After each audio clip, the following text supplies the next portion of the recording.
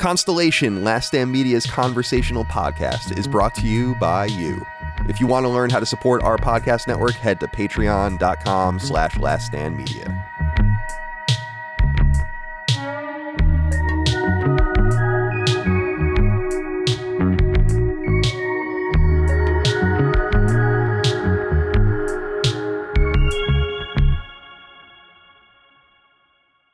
Greetings and salutations. Welcome to Constellation. My name is Colin Moriarty. I'm joined, as always, as you will find out. You don't know yet because we haven't done more than one episode.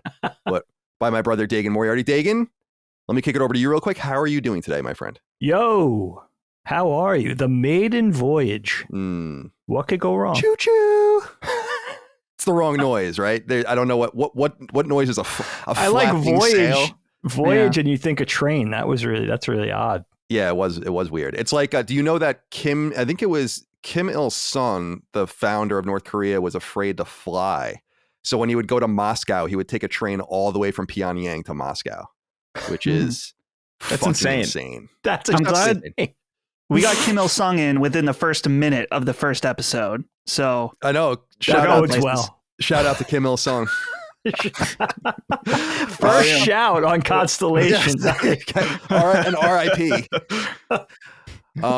So Constellation is this idea that I had, and we're going to get to our other guests. Don't worry about it in just a moment. But people might remember I used to do a show where we would just talk about whatever. And I left that place a while ago, and I'm just taking the idea with me. So we're going to do a show where everyone's going to come with their own topic, and we're going to discuss it. And the topics can be whatever you want them to be. And they can be serious, they can be funny, they can be light, they can be heavy. They can be ethereal and philosophical. They can be literal and educational. I don't care what they are. And as people have already seen coming into the show, we have a hodgepodge of things to talk about this week. So that's the idea. That's the spirit of the show. And Dagan and I, of course, Knockback, we do our retro and nostalgia podcast. That's going every other week now. And in those interstitial weeks, we're going to put this show, Constellation. Why did I call it Constellation? Because I want to take Dagan and I and have other LSM members in different permutations come and join us for these various episodes. So today, the Constellation, as it were, is Sacred Symbols Cross Knockback. We'll have the Dukes on, we'll have Ben on, we'll have others on, of course, guests outside. I was thinking, Dag, we should definitely have PJ, your best friend, on at some point. Oh, that'll be fun. That would be awesome. He was, I was messaging with him the other day because he was asking for videos of my dogs for his daughters his adopted daughters. And he said they just discovered the breed. I was like, oh, well, have a lot of fun. You're going to have a lot of fun, my friend. So with that said, all of that out of the way, Dagan, I'm going to now turn it over to our guests and introduce them for this episode of Constellation. And of course, the Sacred Boys. Chris Raygun, good to see you, my friend. As far as I know, you have never done a podcast with Dagan except for in person. So yeah. This is an interesting permutation already. How are you today? I'm good. This is going to be a common intro for me, but I again just got back from the gym. I'm doing this. I'm doing this a lot. I'm sorry. It's real. It just happens to be when we record these. You're like a broken NPC or something. Yeah. Like, yeah, I get it. Do you have anything else? No, because it's the start of my day. But no, that's incredible. Yeah, I'm feeling good. You know, just hang. I like how when you described like what this is, you basically described a podcast. Yep, like the original, like the original, like what a podcast originally was. Like we're in a late stage. We're in the late stages of podcasting now, where there's like here's a podcast about a very specific thing. Right. Or here's a podcast around a theme. You know, but back in the day, it was all just exactly this. It was whatever. That's totally true. Yeah. The first podcast I ever really did regularly was a podcast some people might remember called Three Red Lights. And that was an IGN podcast ostensibly about Xbox 360, but it was a fucking disaster. That show was so funny. And I can't even imagine that show's available anymore because... Oh, I was going to ask. I wonder. I mean, that was the one where we called... My favorite moment was when Hillary Goldstein, who was one of the co-hosts, pretended he was Cobra Commander and called Xbox customer support to get help on his 360. And I know that recording is still on YouTube and gets circulated constantly, which is an hysterical moment because they ask him what his first name is and he's like Cobra and his last name is Commander. And they're just, it's so good. It's pretty good. You're right, Chris. It's funny because when I came up with the old show idea, people said the same exact thing. And I always retorted, that is true, But I don't know that the idea was that each individual brings something random to the table to talk about. Maybe the origin story of it, but I can't even remember.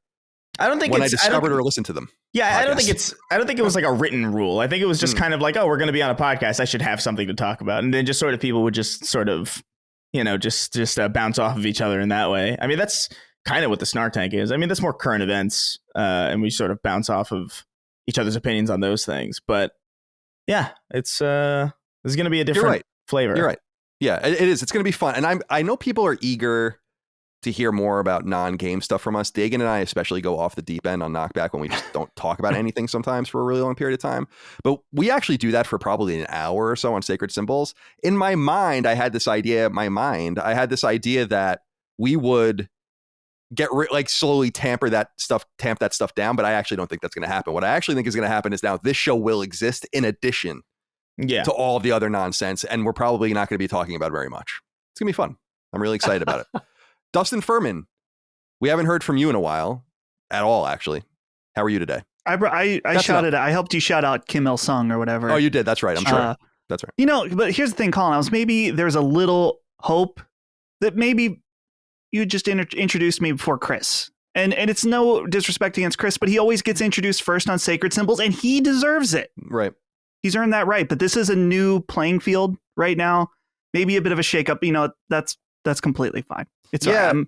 I've moved on. I understand that. That's true. I have an inclination towards doing the same things and over again, much like Chris getting up and going to the gym and then going back to sleep every day. Yeah. And for me, I introduce you second here, but imagine a situation where it's Dagan and I and you and Ben. Who knows if you might get called upon. If you introduce Ben before me, it's over at that point. Wow. But here's the thing now. Chris brought up the idea about this is the podcast, the podcast idea. And it's always a joke, like when people start a podcast, people hear one and they're like, oh, me and my friends, we can do that. Like we can do this. And then they get on the mic and they realize they can't. And I think, wow, you're dunking on them. No, I was that person at one point. Yeah. Everyone's got to start somewhere. And so while this may seem like the most obvious podcast idea ever, or to just do something off topic, I feel like this is what the audience wants. Maybe we've earned this. Maybe we haven't. I don't know. Maybe this will be terrible. I feel good about it so far, though. I'm a little frustrated that I'm getting a lot of feedback that I received years ago for the same show ideas. Like when I came up with the morning show idea to do like a morning show on Twitch, everyone's like, that's not a good idea. And I'm like, then where was it? Where was anyone doing it? Who's saying this is a bad idea? That's all I'm trying to say. Now I'm getting a little upset. Oh, also I'm wearing my new 311 sweatshirt. Nice. Transistor sweatshirt. Feeling nice. it. Hold up.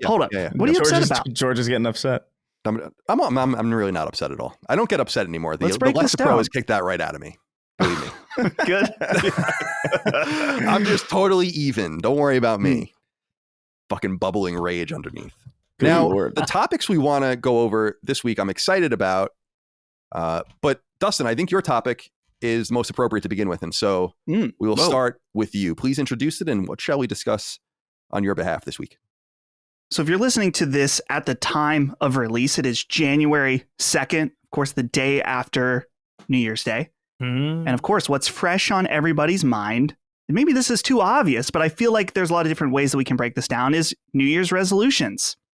Now, I didn't ask you guys to come up with some of your own or whatever.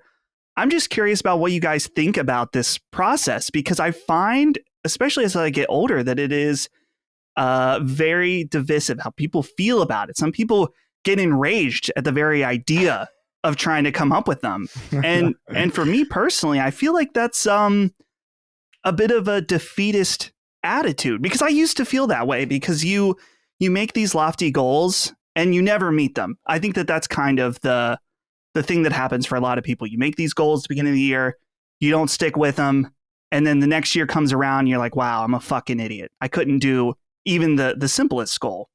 And I've already screwed up, because the term we use is resolution. And so I've kind of tried to refigure this out in my mind, where I'm not necessarily trying to dramatically change my life every year, but I feel like, the beginning of the year is a good time to kind of realign yourself, to try to at least point yourself in the right direction towards something. And so I have some other thoughts as well, but I've spoken enough. So I'm curious what you guys think. Are you also engaging in some New Year's resolutions? Well, I'll start, I guess, and say I am anti New Year's resolution, not in a violent way, not in some sort of aggressive way, but in the sense that I'm with you here.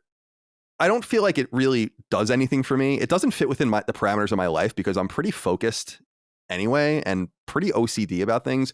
When things need to happen, they do happen. So it would be weird for me to say like, well, on January 1st, I'm going to start exercising. I used to do shit like that. And obviously, like you said, it never came to pass. And so I think rather it's about developing these sort of cadences and patterns that are more healthy. But here's my big problem with the New Year's resolution. What even is this year that we're conducting? I'm really kind of getting upset about it because it seems oh God, I'm really upset today. It seems really arbitrary that I think the winter solstice in 2022 is December 21st, but then we go on another 10 days and then we start the year.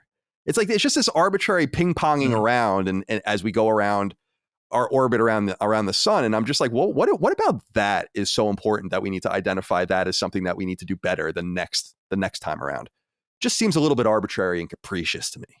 I feel like that argument is arbitrary, honestly. Yeah, it could be. I think that, just whatever. This is the time that everyone, the Gregorian monks or whatever got together and decided this is the time where we start a new year, and we've all commonly agreed this is the time. Yeah. So, I mean, the solstice, maybe it could work out a little better, but then we'd have a different, the calendar would have to change drastically.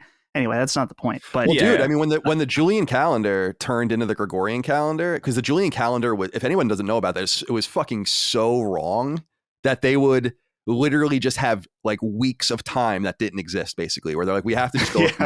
That's literally what they used to do. They'd be like, we are so far ahead of where we're supposed to be in orbit based on this like bad math that we need to go 20 days without counting time. And they'd have these like interstitial periods. That's insane. And then they were like, all right, now the calendar starts again. That's what I'm saying is like, it's infuriating. Dude, the Russians and other parts of the world, if you see OS and NS next to, I don't know if you guys have seen that next to dates, especially Russian dates, it's because the Russians never changed to the new style from the old style calendar until the early 20th century. So their dates are totally off from ours. So for instance, there is a February revolution, but it actually happened in March.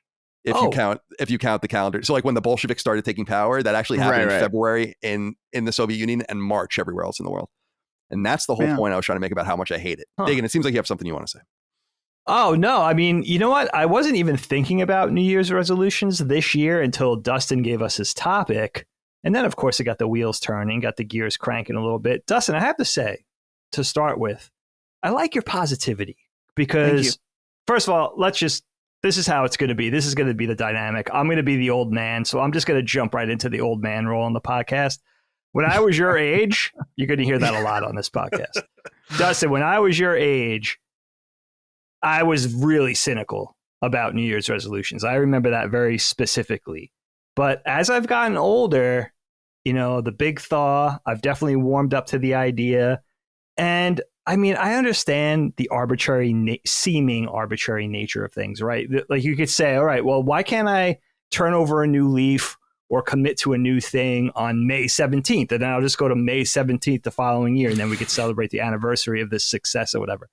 But I think Dustin touched on this already a little bit. Like, it's everybody at the starting line together. That's kind of the excitement. What are you going to do? What are you going to do? I like the sort of energy into like, all right, self-improvement, betterment. What can I do better? How can I be happier? All that kind of thing. And of course, like the start of a new year, right? That 4-digit number. It's clean, nice line of demarcation. And then you kind of set off to whatever. You think of something and maybe it's been on your mind and you're like, all right, that's the deadline. I have to start it, January 1st. That's what I got to do. So for me, my blood sugar is high, right? Again, old man stuff, right? So I've been doing all right though. Like I managed to cut down the carbs. That's, my Italian side and everything. A little difficult, but I got there. The sweets, but I like my coffee. I like my coffee light and sweet, but I still got the sugar in the coffee. I was going to say, is coffee bad for that? Because I'm fucked. Well, I don't think The sugar. caffeine's okay, I think, for me anyway. Yeah. But the cream and the sugar, right? I like it light and sweet. So it's like, Oh, yeah. I need that. Well, I like it light and sweet, and I like it light and sweet. You know what I mean? Yeah. I think I know what you mean. You think. But so I have to go over to black coffee, and I'm notoriously like one of those dudes. It's like black coffee's like some cowboy shit. Like I don't even understand the appeal of it. And I like guess, you wake up around the campfire and you just pour, it's like you get your beans, you get your black coffee. Yeah. Oh my God, I love black coffee. That's so Do you? interesting. Really? Yeah. I drink like just straight espresso. And just like black coffee. Like I am a big, like I don't like coffee. I'm not a big coffee person necessarily, but like when it's around, like because I have some friends of mine he's really good at like brewing his own like Cuban espresso, and like whenever he always like he's like, hey, you want some espresso? It's like absolutely, and I like it.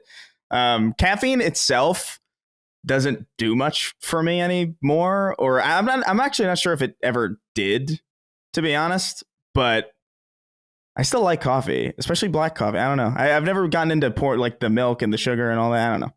See, I would anoint you, Chris, a real coffee lover then. And I question that. Like, how much do I really like coffee? If I need all the half and half and I need the 2 spoonfuls of sugar, right. How much do I really like coffee? So I have to channel a little bit of that energy into like, oh my God, espresso, really good beans, maybe brewing, because I have to cut it out. That's the thing, Dagan, is that you have to keep in mind that if you're drinking coffee in a more raw form, then the quality of the base needs to be much higher. I think that's absolutely right. Oh, that's something to consider. Yeah. And hot. I think that's the other thing. Hot. Have it super. The temperature is going to play into the whole thing. But you don't like things that are super hot, right? No, I do. That's the thing with coffee. You don't like hot showers. That's what it is. No, I'm not a hot shower guy. What does that mean? Wait, what do you mean? Wait, what does this mean? I have to have my shower, Chris, tepid. Lukewarm at best. Tepid? Lukewarm. You take tepid Can't stand a hot shower. Can't stand it. I go into the bathroom after my wife's done with her hot shower, and I can't even be in there. That is wild. I boil myself alive in that room. Me too, man. Oh yeah, definitely. My kids do that too. They come out like lobsters. I need to get clean. I know most people are into that. Yeah, I can't, and not long. I can't. Well, obviously, I can't stay in there long because the water's freezing. Dude, I'd live in the shower if I could. I say that all the time. You're the same way. Straight up live in there. The only reason that I started, Dad used to get so mad growing up. Our dad would literally come upstairs and knock on the door and be like, "You need to get out of the shower." Like, doesn't your skin get dry? Because we were in there for too long, especially Allie. She used to get in trouble. I think the skin would get dry from the heat. No. Yeah. If I take an extra hot shower, then I feel like I gotta moisten up afterwards. Like completely. What do you mean? But there's steam. Body lotion. There's steam it's keeping it's there. You don't get dry in a fucking hot shower. That's insane. Yes, you do. I'm with Dustin on this one. I gotta say, I'm with D on this one. Hot shower equals dry skin. I can't even conceptualize how this is possible. like let alone how you believe this. I feel the same way, and I gotta have the Dove bar. It's all old man. Wait, no, I have to, Colin. When you take hot showers, are you dry after? No. I don't know. I don't even know what they're talking about. Water about. Wet. It's just, you don't shower with ocean water. Okay.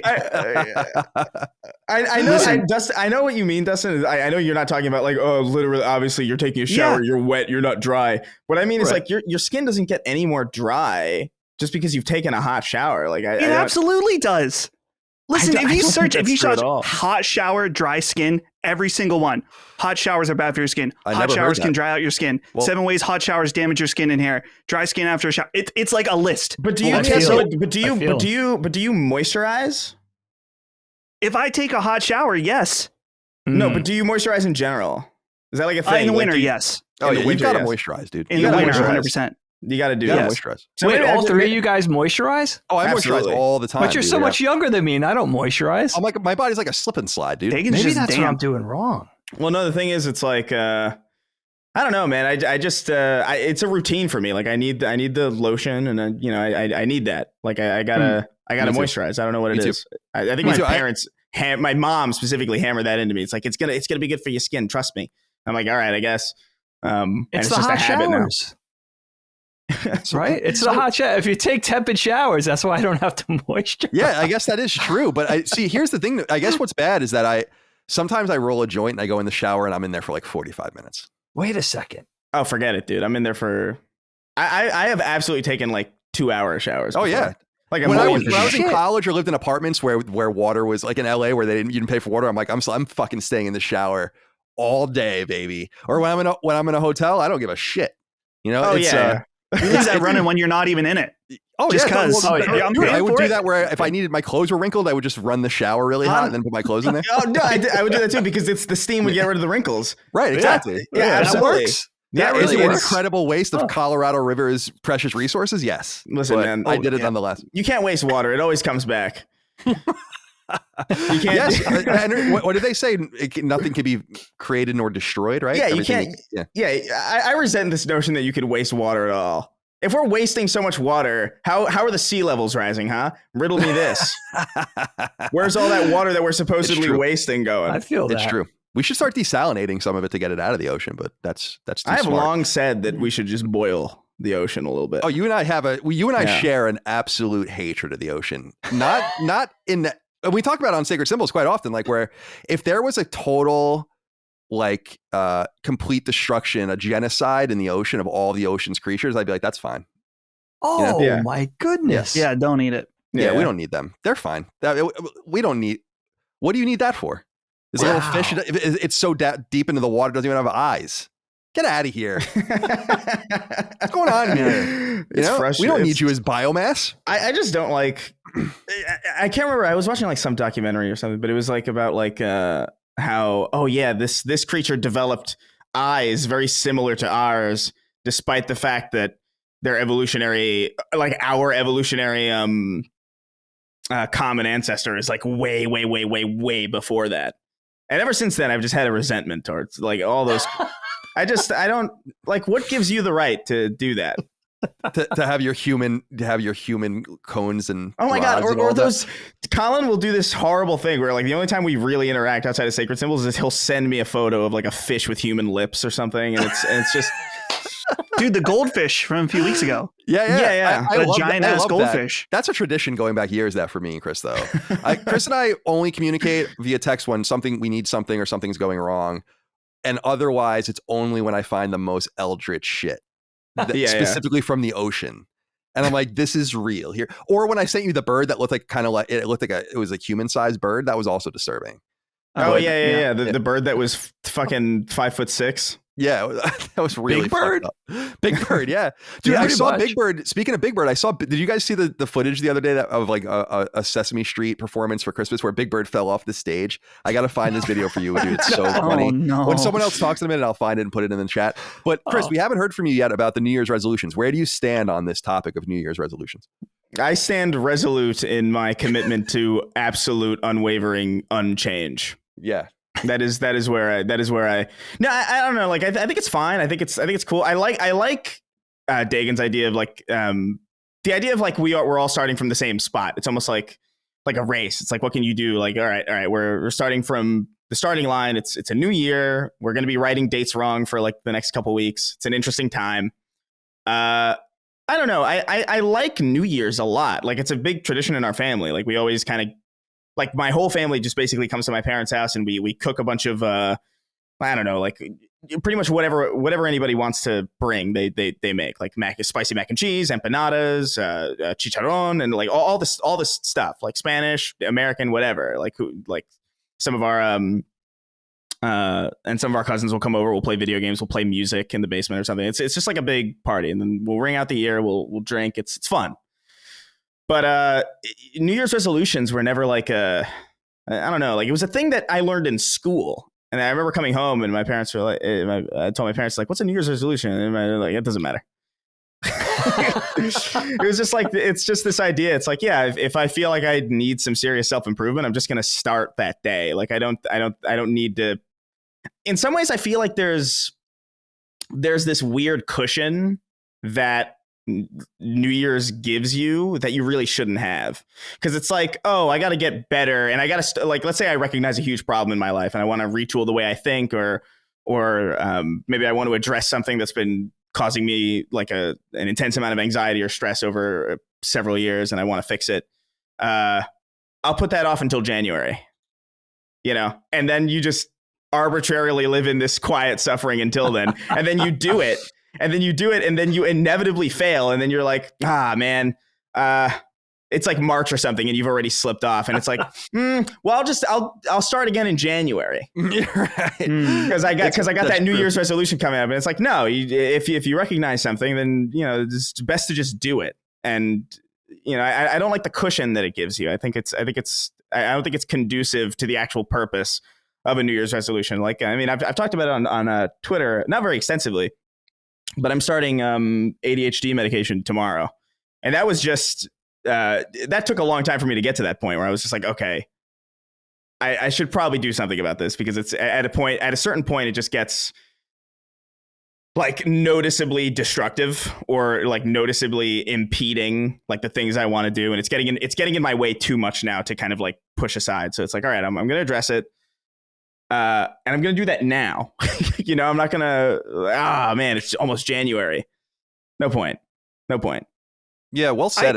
I'm sorry, Dustin. Go on. Yeah, I was just going to, I think I can see that certain personality types would take New Year's resolutions that way, and therefore they would be bad to just, it's almost like procrastinator like way of looking at it. Absolutely. I'm a procrastinator as well. I totally understand that. I am a massive perfectionist procrastinator. So it's like that is not good for me. It's almost like if I can't get through the whole year doing something completely consistently, it's like, fuck, I gotta wait till the next year then. And it's like I can't do that. I can't have that cushion. I just gotta force myself through shit.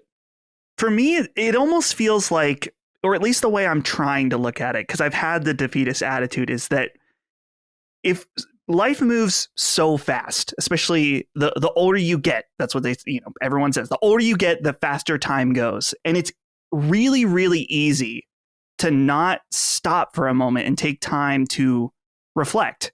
At least I know for me, like that's the thing, is that I always like, I don't know, when I was 20, there was always this idea like, oh, I'm going to do this soon.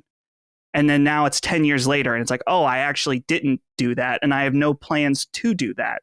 So unless I take a moment to stop and think, that's never just going to happen ever. So maybe just thinking about like a few things. Like for me this year, I'm going to be 30 in 2023. And it's like, okay, same. Now's the time that if I don't start trying to be at least a little healthier, I'm going to see long-term consequences. So I need to at least point my life in that direction, right? I have like stupid things. Like I want to play through all the Metal Gear games in 2023. I want to start playing guitar again in 2023. Yeah, that's not stupid. That's actually cool. That's awesome. Yeah. So I don't know. I think that your way is valid, especially for certain personalities. But I would just encourage that life goes so fast. It's important. Take a breather, reflect for a moment, and then just make little shifts or something like that. Yeah. Yeah. It's all about just getting happier, right? Getting more satisfied with life, just, improving your life, I guess in the spirit of, just becoming a little happier. But Chris kind of convinced me, like that permission to procrastinate thing. I'm almost saying, fuck it. I'm going to double the sugar in my coffee. Yeah. Absolutely. Dagan had a friend named Gene. He's still friends with him today. And Gene was a little crazy. And he would always one up and get under people's skin by calling them no balls. Which is the only reason I say that to this day. And I won't even tell the stories about Gene on this show. All you had to say to him was no balls, about like you won't throw the bowling ball down the alley and try to hit the pins on a fly, and no balls, and then he would do it. So he was like the ultimate. You could really manipulate him just with the no balls thing. It was like Richie Cunningham with the chicken thing. Yeah, right? Same energy. I have a very specific memory of being out with you guys, him, PJ, and a couple other guys in Connecticut. I was probably literally 14 or 15 years old. And I remember this. It was bad news. It was terrible. Very similar to when I was 17 and went to Dagan's bachelor party at a strip club. And the stripper, the stripper gave me a lap dance and literally asked me, she's like, "Are you 18?" And I'm like, yeah, even though and Dad was there. And our dad was there. Yeah, that was really it was fun. extra awkward. We don't talk about that. No, and the Russian mob, they were there too. Dig, you had brought up I just wanted to follow up on this. You brought up Dove soap, which is good, but I wanted to ask you guys, have any of you ever used Ivory soap? Because there was this moment in time where I tried to use Ivory soap, which is like basically scentless. It's like as if nothing exists at all there. Generic. And I thought the idea is that it's like just very, very pure soap. I thought it was like, oh, this is kind of cool. You know, maybe getting a little infested with San Francisco. And I'm like, I'm gonna buy a bar of Ivory soap, and it was awful. It's like someone could have told me you're literally rubbing wax on your body. There's not even anything tacky, happening. right? It's like that. It's tacky. I just was curious if anyone had any experience with it. No, that sounds insane. It almost sounds like anti-batter or something. Like it's just like, what is the point? Like I specifically have gotten over the last I think 4 years. I've gotten into this habit of. Before 4 years ago, I didn't really have like a shampoo or like a soap that I reliably bought. It was just sort of like I would go to the store and I would look on the aisle and I was like, all right, that says soap. And then I would grab it. That's and then so I was interesting. And I was like, oh, that's shampoo. I guess I'll grab it. I never had like a consistent like, oh, I need to stick with Dove or L'Oreal. I don't even know the brands, like sincerely. Like I couldn't even ad-lib the brands until 4 years ago where shampoo, I'm still very much that way. I don't care. Like I'll grab whatever shampoo. But specifically for soap, I got into using this, like, I think it's like a shea butter soap called, I think it's literally called African black soap. And it's just this black bar. And it's almost like, it feels like sand, but because it's like exfoliating soap as well. But that shit was like, it's the most satisfying. That sounds good. It's really nice. It's not a sponsor or nothing, but like, it's just like, it's genuinely like some of the nicest shit that I've ever used. And I refuse almost on principle to use anything else. I'm shocked you guys use bars of soap. I haven't used a bar of soap in forever. I'm all body wash. I use body bars. Yeah. I use both. Yeah. I use the liquid. Well. I use the liquid for the loofah thing. Do that. Yeah. But then I use the bar of soap, and that's what I go over some parts of my body with the bar of soap again. Not with the bar, but I lather my hands up with it. You know, and then you get your nether regions, you get your armpits, like all that again. I use a bar of soap for that. And then the shampoo, I've been a 25 year user of Head and Shoulders. Love it. Oh yeah. Just absolutely love Head and Shoulders. Just my scalp gets itchy, but I've never had dandruff. So my assumption is that is the next step. And the only reason that hadn't happened is because of my use of Head and Shoulders. If I use anything else, my hair doesn't, my weird Brillo head doesn't have it. Chris, I also wanted to touch real quick on, you had brought up espresso, and I just wanted to note, I actually love espresso too, specifically after dinner when I'm out. That's the only time I ever drink it. And I love just getting an espresso. That doesn't like keep you up like super late? Well, I'm going to be up late anyway. I was going to say it acts as an interesting aperitif for me. Like I just feel better after I'm full just drinking that. I think it just gives me like this boost of energy. I totally know what you mean. Like my friends, we're not super responsible, so we'll drink and we'll smoke a little bit, and then like at the end of the night, it was like, you want some espresso? And it's like, nice. I'm up till like 3 a.m. But it is like a nice. I understand what you're saying. It is like a really nice cap for whatever reason. I don't know what it is. Coffee is like normally a morning thing. I think for most people it is reasonably so. But for whatever reason, espresso at night hits. It's almost like I am really bullish about cereal anytime that isn't the morning. Like I love like a cereal, like a bowl of cereal at night is just like, that is definitely. Such a good feeling. You almost feel like you're cheating in some way. Like you're cheating the system. It's like, haha, it's never advertised this way. No, no, never is. Some podcaster at 2 a.m. in his underwear, just eating, having it resting on his belly. My cereal shelf looks like Jerry's cereal shelf. Inside, it's just like everything. I have everything. You come over here, I got your cereal needs met. We want honeycomb. You want fucking Crave. You want fucking you want Honey Bunches of Oats. We got it. Oh, come on down. Except don't come on down because I'll probably shoot you on site. Don't come. Yeah. Don't come. This is America. Don't come on down. Yeah. Do not come on down. Whatever you do not come on down. By the way, happy 99th birthday to Bob Barker. I just saw that the other day. No way. He's still alive? Yeah. He's still. What? We got to get him back out there. I thought he for sure was dead. No, he's alive. By the way, here's the video I was talking about. It's from 2012. I don't know why I just recently saw it, but it is time stamped to the exact spot you need to see it. Dustin, make a note and put this over the video version. Big Bird falling off the stage. That's a mess. No. Oh no! Oh man! It looks like the thing about it is that he looks like it looks like he breaks his neck. My God! It looks like someone killed. Like it almost looks like when farmers would like the chicken's neck to cook it later. That's what it looks like is going on. And then it's like his synapses are slowly going away as he's like meandering upward. Damn. Oh fuck. Chris, let's stick with you. What is your topic this week, my friend? I don't remember. What was I say? Yeah. So I've been. It's gonna be a drastic change in tone. Oh, good. I'm watching. I've been watching. This show that obviously Colin mentioned to me, and I think Dustin's been watching it too. This ancient apocalypse show that kind of goes into this. I don't remember the guy's name. It's like, man, that's Graham Hancock. Great, yeah. Graham Hancock. Hancock. That's exactly correct. Yeah, and it's just this dude who I guess has been in this kind of field for a while, just kind of going to these different historical landmarks, specifically these kind of old temples and old pyramids that were presumably around the time that civilization first kind of sprouted up across the globe. And I'm just fascinated by this because I don't know. It's because I remember I asked you, Colin, like when you first mentioned it on the show, it's like, is this like ancient aliens? Right.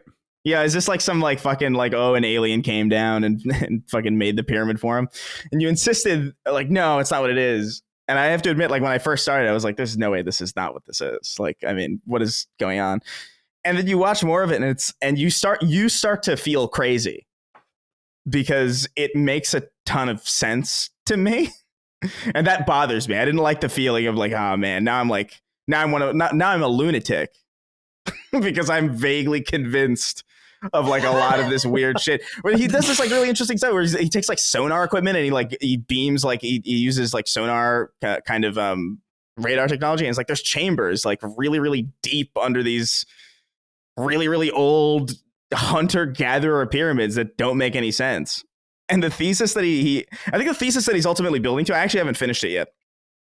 But based on how many episodes I've seen, I think I've seen about like 5. The thesis that he's building to, I think, is that around the time of the flood that is recounted in, you know, a lot of religions and various historical events, Atlantis was real, and survivors from Atlantis after it was buried came to these like civilizations and like taught them how to do these things. And that's the part where I'm like, I don't know. I don't know how I feel, because like you can't say that. Like that is an insane thing to say, right? But I don't know. I've been watching this and I've been like weirdly obsessed with it because it's just a very, very interesting kind of perspective, and it also is just strange that he's like I think he's banned from one of these sites that he visits. He talks about how he's like, they won't let me in there. Oh, the place in Ohio. Yeah. But I don't know, man. I've seen a lot in of Ohio, of course. Yeah. I've seen a lot of crackpots, man. Like I've seen like there's a lot of these kinds of people, right? Who go out and they like, I have this weird theory about the moon being made out of fucking cheese or whatever the fuck. And he goes on TV and everybody points and laughs at him. But what's weird about this documentary is like this docuseries is that I'm watching it and he doesn't strike me at all as insane. Like, at no point does it seem like he's like unhinged. At no point is he like going off on some crazy. There's several times where he's like, now I'm not saying this insane thing. Like he has to go ahead and like, it's really funny to watch, but I don't know. I just found it interesting. And I wonder how you guys, cause I know both of you were watching. I don't know if Dagan's why. I assume he is. Yeah. Because you mentioned his name before any of us did. So I don't know. I'm just curious how this strikes you because I'm watching it and I'm feeling crazy as I'm watching it. Yeah. So Dag, I'm curious. So you've watched it, Dagan? Yeah, I'm not all the way through. Me neither. It's one I'm of not all the those way through. things, unfortunately, where the stuff I normally don't, the stuff I watch on my own that's not for knockback, I usually watch after midnight and I get sleepy. So I had to actually go back and restart it. And I think I'm only on episode 4 or 5. So maybe halfway through-ish or something. So you're about where I'm at.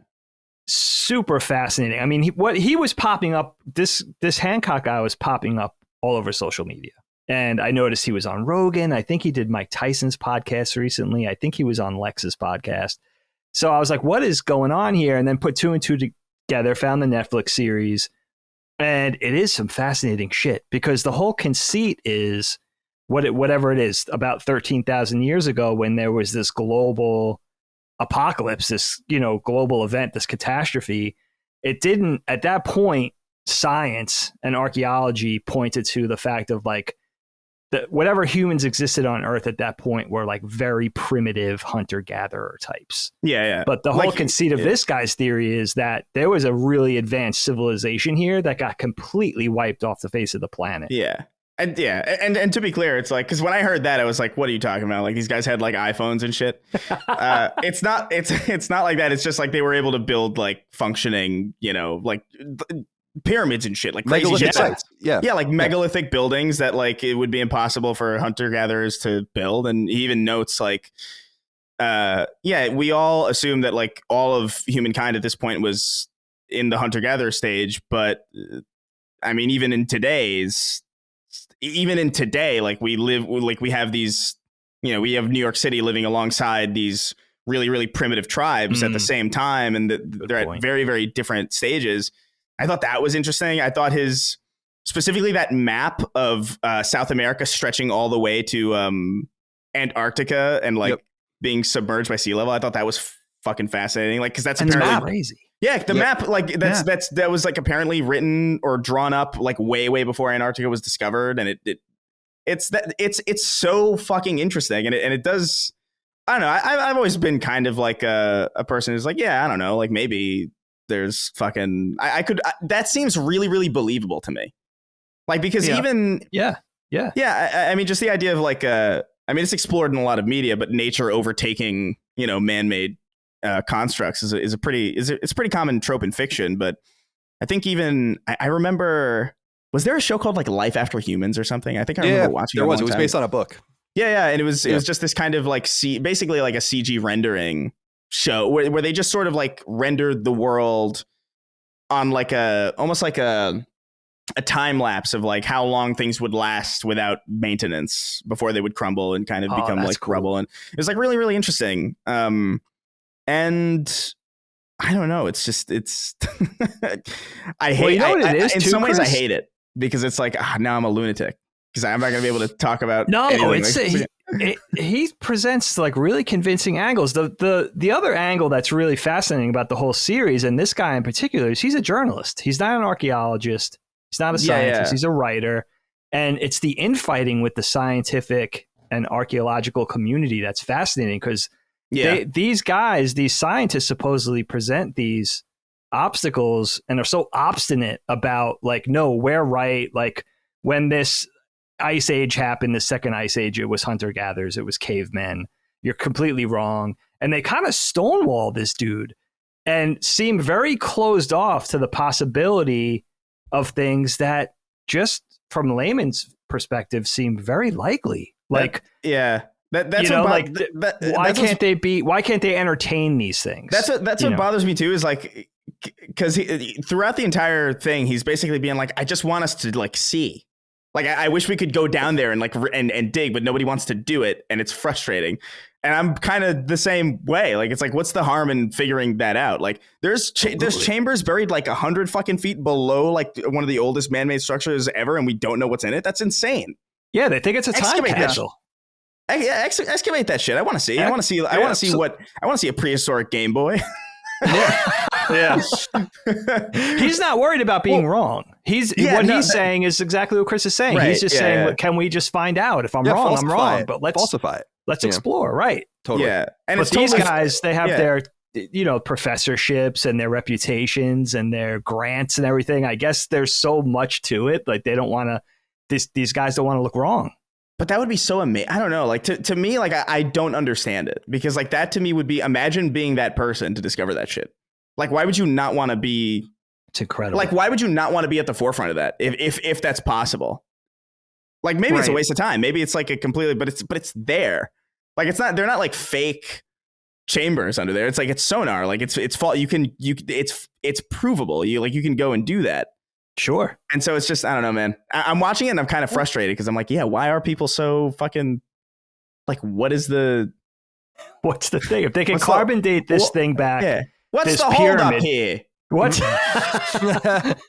Right? If they could carbon date this structure that obviously cavemen didn't create, a more advanced society had to create this thing, and they know it's 13,000 years old, then it seems like pretty good proof or a step in the right direction to investigate further. Yeah. Now let me just pose this question. Interesting shit. What happens if we go down there into that chamber in I can't remember, Sumeria? And it's just an empty, like a big empty chamber, and across the walls are etchings of what is clearly Sonic. At what point, like, I would keep that buried. We just close the door. We don't investigate any further. Like, we're good. We don't need to know. Under no circumstances. I found that it was like, we're sealing this place away. But it's like the curse of King Tut. It got out anyway. Like, and then you sealed it up. You sealed it up The ghost of Sonic. That would be so horrifying. You guys have said so many things I wanted to talk about and dive deeper in with you guys. First of all, it's funny because I went to college, as people know, for American history, and that was the track that I was going to go down was history. I was going to begin my master's and my PhD program when I got my job at IGN, as people know. So I went. The only reminder of that age are my tattoos, which is funny.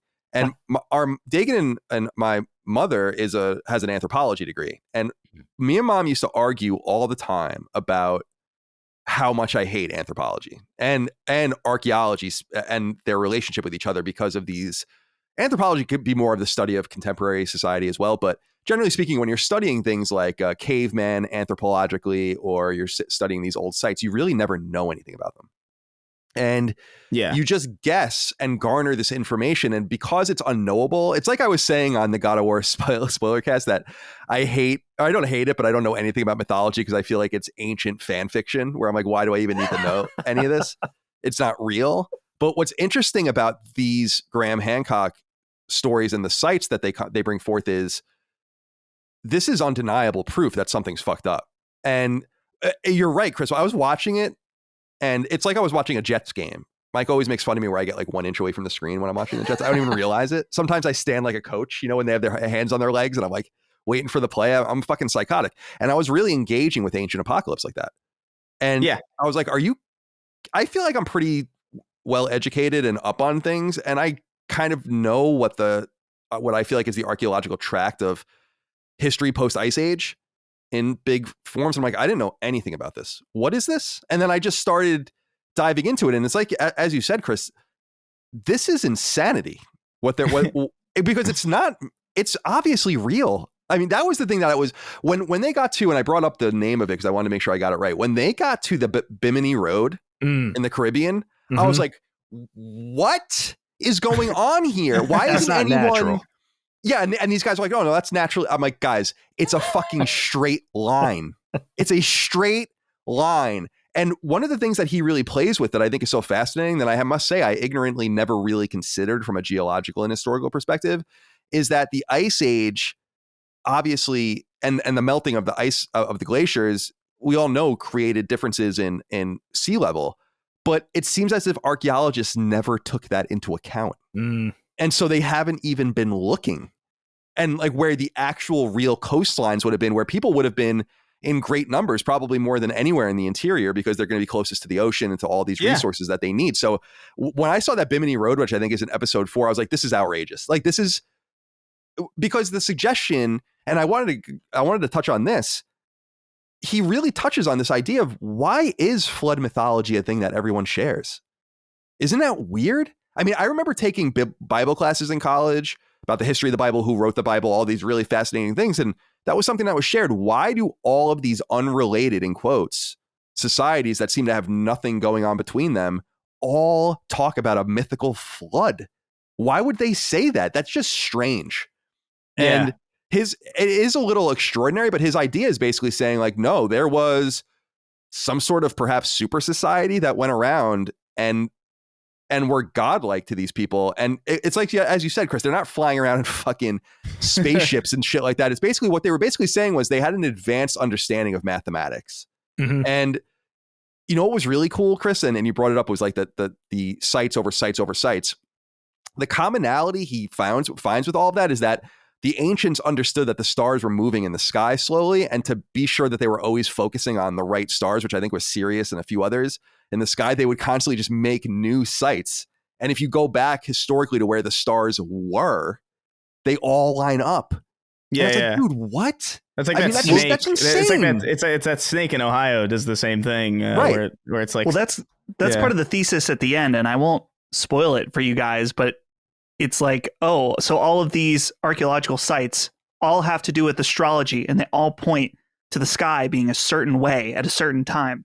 It's almost like it's a message of some kind. And I'll leave it at that. That's more.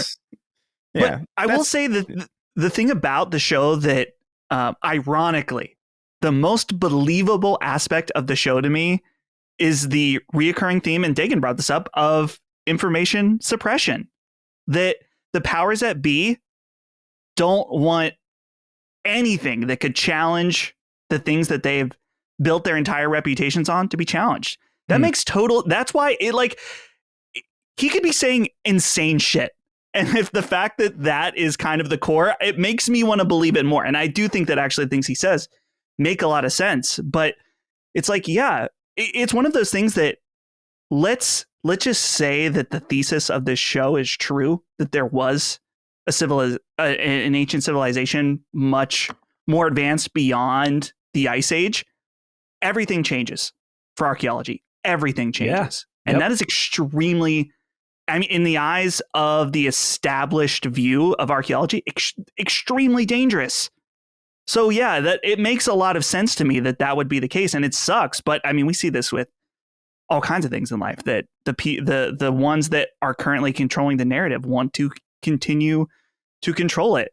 And it's funny too, because like you think about which ancient Egypt doesn't really come up all that much, like the pyramids and stuff like that. But I've heard Graham Hancock talk about it.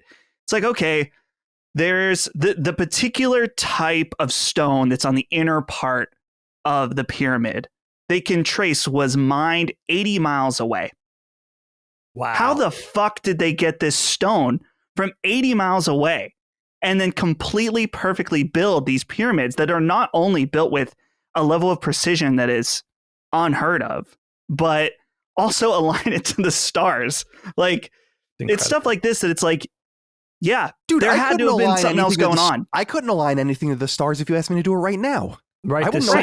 I love astronomy, and I would be like, I don't know what the fuck you want me to do right now. What? And these guys were using like complicated. It's complicated. I'm sorry, Chris. Go ahead. No, something that he brings up that's kind of interesting too is like he talks about how like in modern society, like you don't even really see the stars because like there's so much, there's a lot of light pollution where most people live, sure. and so like it seems quaint or kind of like unimportant to most of the people who would be studying it. But back then the stars would be very, very, very pronounced, like almost like I think about Skyrim. When like the night sky in Skyrim, that night sky in Skyrim is dope. It's incredible. But, didn't we just discuss that on one of the shows recently? I was saying that was like such a memorable moment seeing that. Yeah. Right. Yeah. But no, yeah. I guess for me, I'm just confused as to like how that would, like, I understand the idea is like everything changes for archaeology, but it's like how the starting line just gets pushed back. Everything is still relatively accurate. Sure, though, you're going to have to go back a little bit further. But wouldn't that excite you that there's more to study? Like, how is that not exciting? Like, how is that not exciting to exactly? Like, exactly. I don't know. If I was, I'm not an archaeologist, but if I was an archaeologist, I could imagine being like fucking all over this. Like, I can't imagine. I can't understand how people who are passionate about this thing wouldn't want to figure this shit out, because this is fascinating shit. Yeah. Like where's the spirit of adventure? Where's the Indiana Jones? Like, yeah, right. God, real archaeologists suck. Well, what's so exciting about this too, like to me anyway, is that like I feel like generally we live in such a charted place. Like, you're not going to run into like an area that hasn't been come across like a million times already, you know, like in the US, even elsewhere, even like some of the most remote islands. There's film crews that have been there. There's movies that have been shot. Like, there's all sorts of shit or all sorts of places on this planet that are just like, we've seen them a million times. The idea that there are places that are not that is inherently exciting. You know, like I cannot. Absolutely. There's a chamber underground that no one set foot in ever in modern day Earth where you can fly wherever the fuck you want. That's amazing.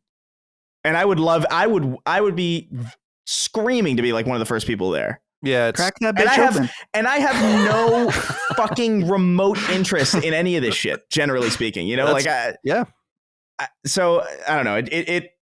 It defies reason to me that if I'm that intrigued and sparked by it, that people in that field wouldn't be. It's so bizarre to me. I think this guy might have an effect on things. It might be a real harbinger of change. This guy's whole agenda, which seems like a very unselfish, very reasonable agenda. It's like, can we just look into these things that maybe we thought of wrong, you know, all these years, or maybe we could kind of explore a little further, push a little more. Like, well, that's what I'm curious about too, Dag, is like where, and it's like, as you guys are saying, it would be like being an astronomer, you know, and those big clusters far away when they're like, they discovered those aren't stars, those are galaxies, those are entire other groups of million, and they would be like, God damn it, you know, and they would just be like, we're done.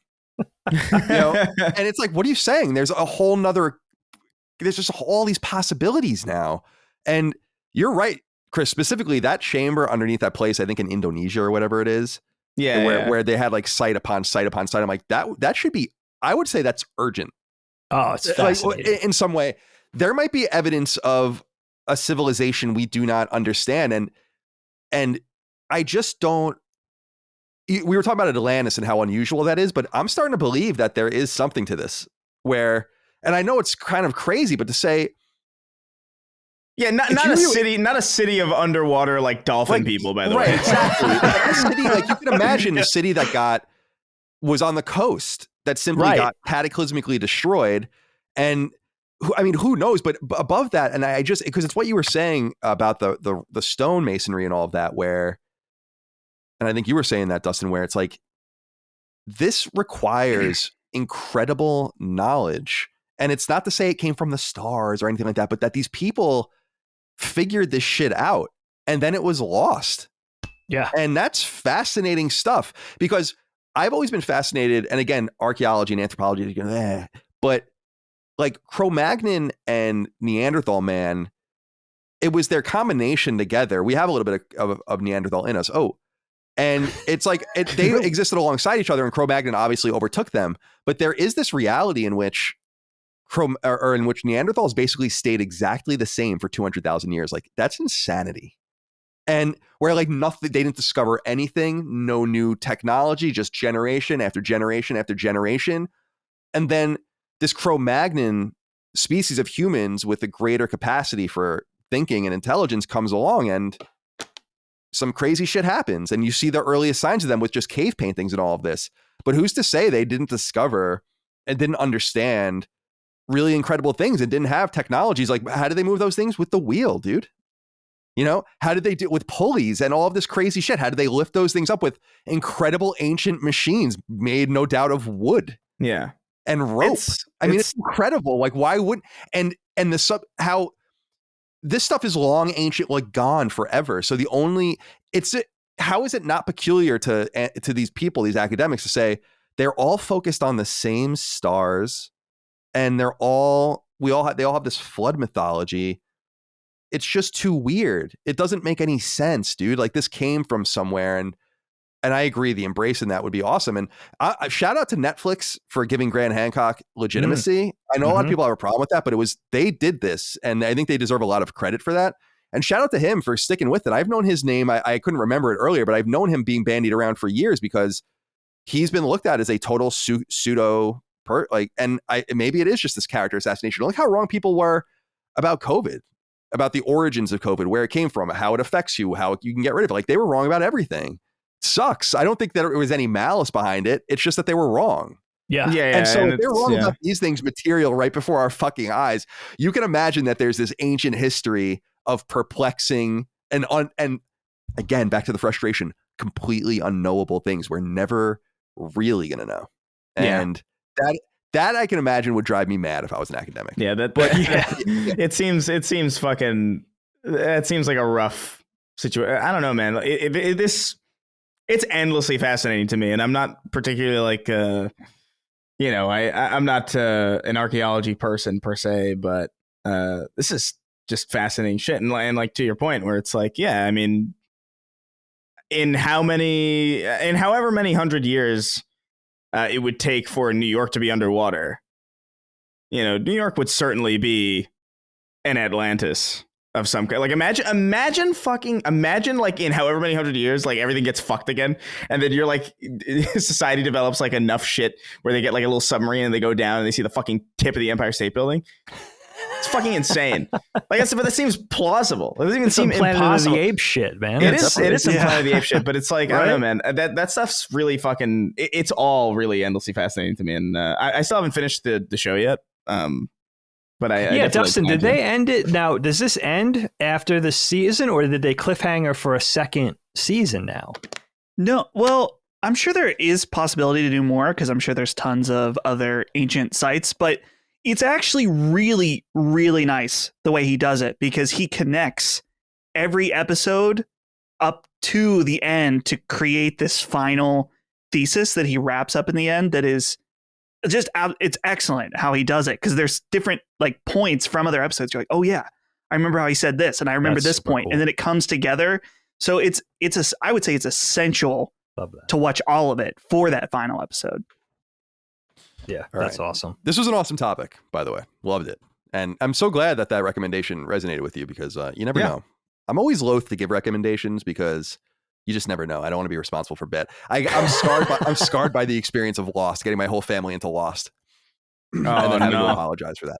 Dude, Lost is great. All right. Since we're talking about space a little bit, I'll stick with my topic. I'll go third here, and we'll have Dagan go last. I wanted to ask you guys about if you've been following at all the Artemis missions from NASA, and if you have any interest in this idea of going back to the moon. For people that are unfamiliar, Artemis is a series so far of 6. There will be 6 missions. There will be more, hopefully, but there are 6 missions planned and funded through 2029, with the ultimate goal to have us staying on the moon. And what's really exciting for people that don't know is that the lunar missions in the Apollo missions ended in the early 70s. They were actually supposed to go further, and people just totally lost interest in it, and so they canceled them. They were actually supposed to go more times, and it's crazy that through that lens, it was very, very expensive to do it, but we just stopped, and then we never went back. And though we sent probes and rovers and all sorts of things, and obviously have done the same with Mars and to a lesser extent Mercury and Venus, and certainly the gas giants with Voyager and all the rest, we have kind of just looked wistfully at this thing in space and have kind of questioned, I think, logistically and logically, what's the purpose of even being there and why would we go there? And I think the answer has come in the last 20 or 30 years, that the moon is going to be an important launch pad to get to Mars. And with that in mind, the Artemis missions were created by NASA and other, the EU space agencies, and others are also working on it. So Artemis I went up in mid-November. It was actually delayed. People might recall that it was supposed to go up earlier in the year, and there were some problems. They found a catastrophic problem on the rocket that probably would have destroyed it. So it was like a leaking something. And so they were like, everyone's like, oh my God, because if this thing went bad, Apollo 1 exploded on the tarmac.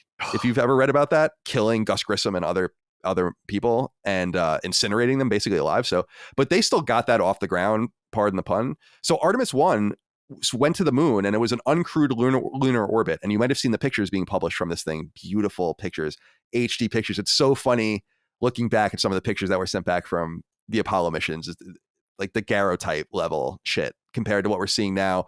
Just absolutely insane. And I love those shots of Earth where they get all of Earth. Everything that's ever happened has happened there in that one space they're showing, right? In for humanity anyway. Yeah. And so Artemis II is set to go up in early 2024, and we're going to actually send people around the moon these people will go more distant from Earth than any human has ever been because the orbit is really wide around the moon as opposed to really close like the Apollo missions. But no one's going to land. And then in 2025, if all goes well, we are going to land people on the moon for the first time. And I am just fucking amped up about this. I was curious if any of you are following it. Dave, let's go to you first. Are you following this? Are you? And I'm curious if you think there's any utility to this, because I think a lot of people look at it. It's very expensive. It can go very wrong. People are probably going to die at some point. They already have. We haven't lost anyone in space, but we've lost people on the way to space. Yeah. And so do we have the stomach for that and all of the rest? Buzz Aldrin always talks about the suicide missions to Mars and how he feels like that will be necessary to ultimately get to Mars. Shit. And so I'm curious what you think about going to space, what you think about this Artemis mission, and if it's something that excites or interests you. Yeah, I have to say, you forced my hand, dude. I really wasn't paying much attention to this. And then once I found out your topic, went on a little bit of a dive and did my research. And it is fascinating. I mean, really, I have to say, the most fascinating aspect of it is just a reminder of why we waited over 5 decades to go back to the moon. It's kind of vexing in a way. I understand the financial considerations. I understand the whole, layman's argument about like, there's so much to do here. Why are we going to put all our money into? There's so many people to bomb here. Why can't we do that? But it is like, this is my entire lifetime. I mean, the Apollo missions was what, 69. So, 4 or 5 years before I was born. So we've spent our entire lifetimes, waiting to, go back into space and kind of continue our research, continue that adventure, continue that exploration. And I love that the whole unapologetic bent is to get to Mars. Like all of this is with the ultimate goal of achieving, humans getting to Mars.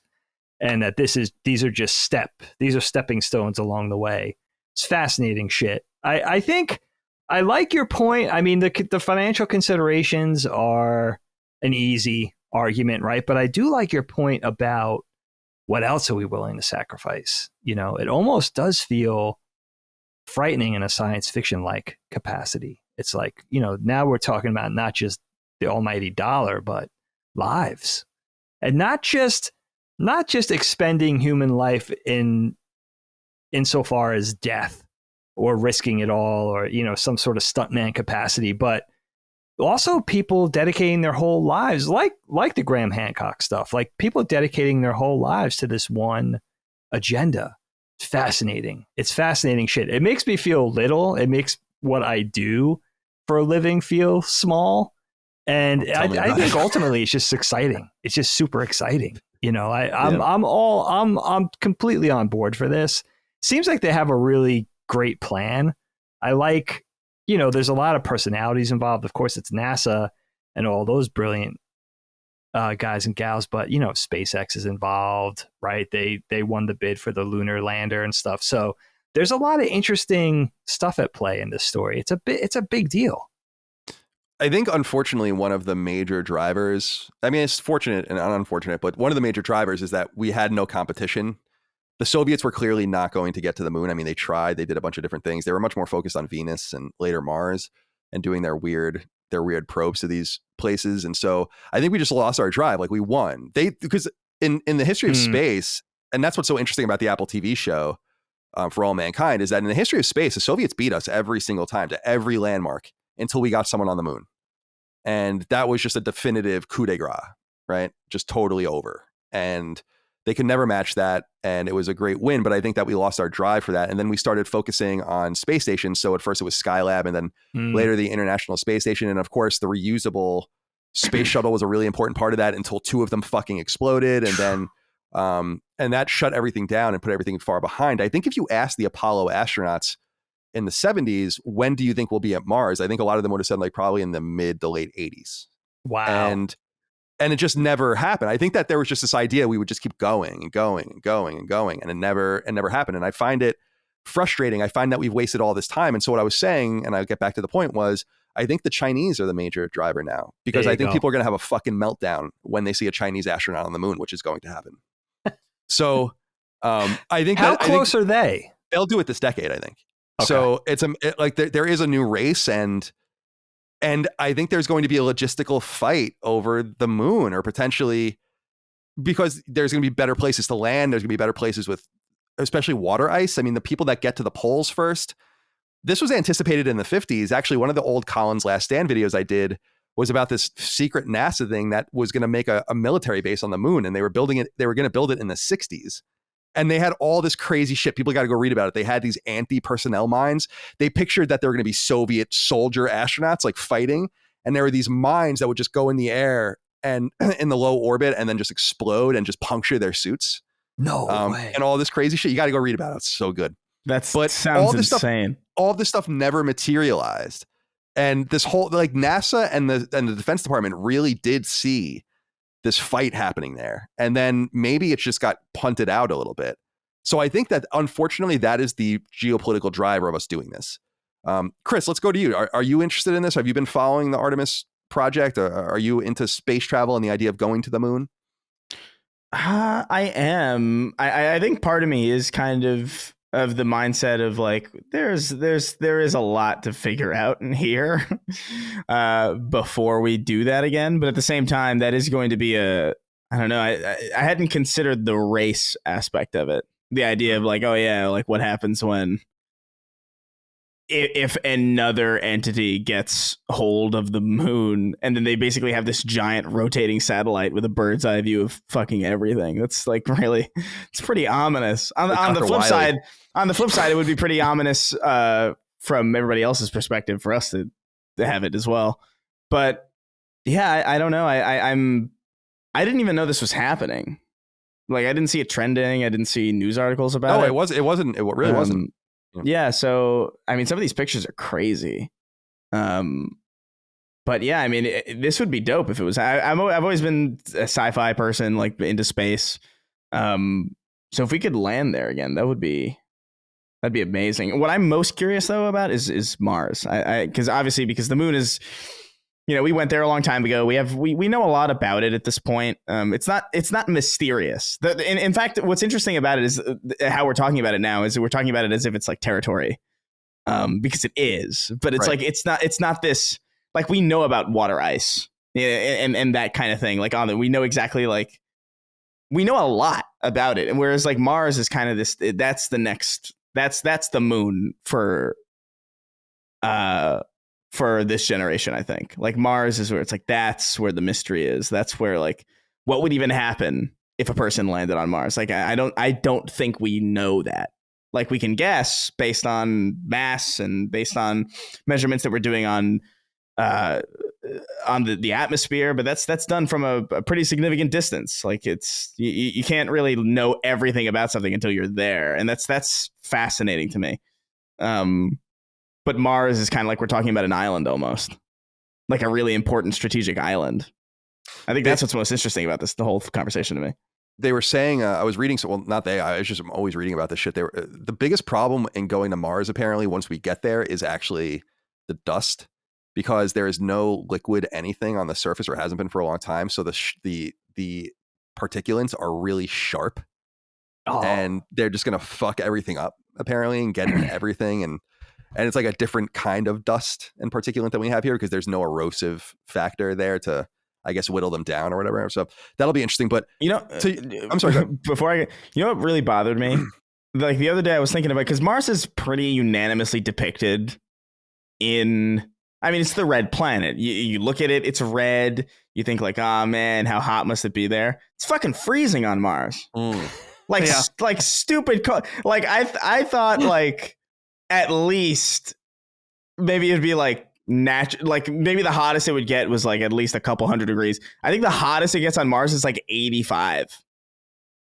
Oh, that is isn't that fucked? Yeah, that is below, I think below zero at the equator or something. Oh, like yeah. Like, I think it goes from like, I think 85 to like minus 200 or something like that. I think that's generally the temperature fluctuation. Obviously based on where you are and like, you know, morning and time of day and all that. But like, that's fucking, that bothered me, because I always in my mind, I think like, I like in my mind, I think Mars is very hot, even though it's further away. Yeah. Even though it's further away, like I always just, there's always a red filter on it in movies. It's always like it's red and dusty, and it just sort of gives this warm kind of Arizona style kind of like vibe. And then it's the hottest it gets there is 85. It's like I hate that. Yeah, no atmosphere or a small atmosphere to keep any heat in too. So a problem there. As opposed to Venus, closer, but also runaway greenhouse effect on Venus makes it 800 or 900 degrees, which is fucking insane. So I wanted to explain, just because we were talking about going to Mars and the interest in that, the argument, there's a two-sided argument that has been concluded with the Artemis program. But the first idea, all we know is that building spaceships and launching them on Earth is really hard and really expensive. And a lot of it comes from, you have to just make these massive rockets just to get away from the planet. That's the only reason these things even exist. Because once you're in space, you can just tap something and, it'll start going in a certain direction, which is where ion engines and stuff come from. Ion engines are really light engines that basically have no power, but over time just start propelling you at a major force because there's nothing stopping you in the vacuum of space from going that fast. So the argument was that we either had to go to the moon and go to Mars and get out of here. We have to either build stuff in orbit, which is one argument, or we build stuff on the moon and in the orbit around the moon. And so what we would need to do here would be build space elevators, which are basically these huge cables that go into space and are basically just sending things up and down into space. And they're kept, I think, through centrifugal force, just totally static, which is this hypothetical thing that we've never even tried to do. And then we would build these space stations, we would launch and get everything into space, and then we would assemble everything there, and then we would shoot them out from orbit. That way we didn't have to have these rockets and all this money and stuff. But I think the advantage with the moon is that there is fuel there, or at least the potential ingredients to make fuel fresh. And without having to bring the fuel all the way from Earth to space and that distant from Earth's orbit, we would need to have something like a refinery and the ability to manufacture it there. So I think that the idea is that this will ultimately facilitate us getting to Mars quicker than if we just left from Earth orbit, or even worse, if we just left from a launch pad on Earth, which would just be insane. And I think that this also gives us a little bit of time to work on engine technology to make the trip to Mars shorter, because the trip to Mars right now is going to take about 6 months. And you're only going to be able to stay there for about a month, and then you're going to have to come right back, because if you miss that window, you're done. Yeah, right. Yeah. Because the planets are going around the sun at different times, and so they have to line up. And you basically have to launch when they're lined up, or like when they're going to line up, so you get there at the distance, and then when they're coming back around, you have to get out. And if you miss those windows, you're done. That's what ends up happening. That's what The Martian's about, because they were going to not be able to get back to him. Right. Like there was just nothing they were going to be able to do about that. Some interstellar shit. So it's basically going to be a truck stop. The moon's going to be a truck stop. Right. So they're building something called the Lunar Gateway, which is like this whole project that's going to be in orbit around the moon. And the idea is that there's going to be a permanent crew around the moon, and then ultimately a permanent crew on the moon. And this will hopefully begin in the 2030s and 2040s. But we're going to land people on the moon in 2025, and then we're going to start building shit there, I think. Incredible. After the lunar, so like the Lunar Gateway has to go first, and then that will let us build onto the moon, and then that will let us build all the shit we need to get to Mars. That's the idea. That's fascinating. Dustin, what do you think? Are you following this? Are you interested? I don't know where you stand on space travel. I am always perplexed when I meet people one way or the other, where I'm like Micah really doesn't care about space at all. Like not interested. It doesn't care. And I'm like, that's so strange. But then I meet people that I don't think are going to be passionate about it that actually really are. So I actually don't know where you stand. Yeah, well, the thing for me is that I do feel compelled that as mankind, as humans, as a species, we should do what we can to explore and become more advanced. And initially it feels like it's like, okay, what we get to Mars, and then like what? Okay. We're on a big rock that doesn't seem like you can do very much. Simply surviving is an insane task, let alone actually doing anything of value other than getting the information, of course. So it's like, what is the point? And to me, it's like, that seems like that seems almost like missing the point at the same time. It's like, well, through the process of getting to Mars, we can learn. It's almost about like it's the friends we made along the way. It's like, what was the process? Like what all this stuff that we got through going to Mars, and then what does that lead to next? And I keep thinking about it. I know that we've moved on from this a little bit, but this idea of like territory on the moon, and how I think that's like, is that going to be the beginning? Where are we going to be cool about it? Where it's like, we got the ISS and we can all kind of agree like, yeah, we can all handle this thing that we've all built together. And even if our nations are not necessarily seeing eye to eye, we can handle the space station. But like the moon is a bit of a different thing. Like, are we going to see battles on the moon for territory in our lifetime? Yes. China is considering the moon intergalactic Taiwan. They definitely are. Like, they definitely are. Like, well, they're definitely their whole thing, as far as I understand, is like they are all about getting to the poles. They think that that's where all the value on the moon is, and they're eager to get there because there are basically places that are permanently shadowed, where the dark side and the light side vacillate, where there's just a shit ton of ice, and that apparently is just getting water to the water. There means you don't have to bring it. You have to bring everything. Right. And so that's the whole idea. And I think there's something to it, to just be like, we can have this other thing going on here. But the fight about territory is interesting because that is, according to international law, illegal. Like, no one is allowed to claim any spatial bodies, but that's going to come to a head soon. There's going to be, I think so. First of all, I think it would be absurd for the United States to go, and the EU is going with us, to do all of this work and then be like, no, everyone can be here. It's like, well, no, we're not going to claim the moon, but like, this space is going to be ours. We came here, right. Like, we did it. So there has to be some level of that. But sure. Who knows? How would you divide territory on a planet with like no landmarks? There's no, it's all the same. Like, I understand. I know what you mean. It's like where there's like obviously the light side and the dark side. It'll be like a crater or something that'll be claimed, something like that, right? Yeah, like they'll be like, we want this crater. Because I'm thinking a lot of the reasons why we have even like claims of or borders in general is largely because of the ocean, and doesn't apply. Sure. That doesn't really apply to good point. The moon. You just have to draw like. I imagine it's going to be a very boring map. I'll put it that way. It'll look like the middle of the country with all straight lines, and it'll be about boxes. It'll be about what you can probably defend and what is valuable. I would love an idealistic future where we all got together and we were like, well, this is what we're going to do, and this is how it's going to be, and maybe that's going to be the case. But I don't. Yeah. First of all, I don't. I also, it's a little, maybe, I don't know how other people feel about this, but I don't really hate the idea of the United States being like, no, this is an American part of the moon. And I don't think that that's anything to be worried about personally. It's like, well, it's just like sticking a flag into a piece of land for time immemorial. And there's no one even here. It's not like there's any like Columbian exchange going on where there's like complete disaster and mayhem. It would just be the whatever's there, the water, the hydrogen, whatever you're looking for there. But I wanted to point this out too, because we're talking about money. And I always try to remind people of this, and everyone knows I'm very dovish. I'm very anti-war and all of this. The United States military budget is going to be $850 billion in the United States, which is more than everyone else spends in the entire world.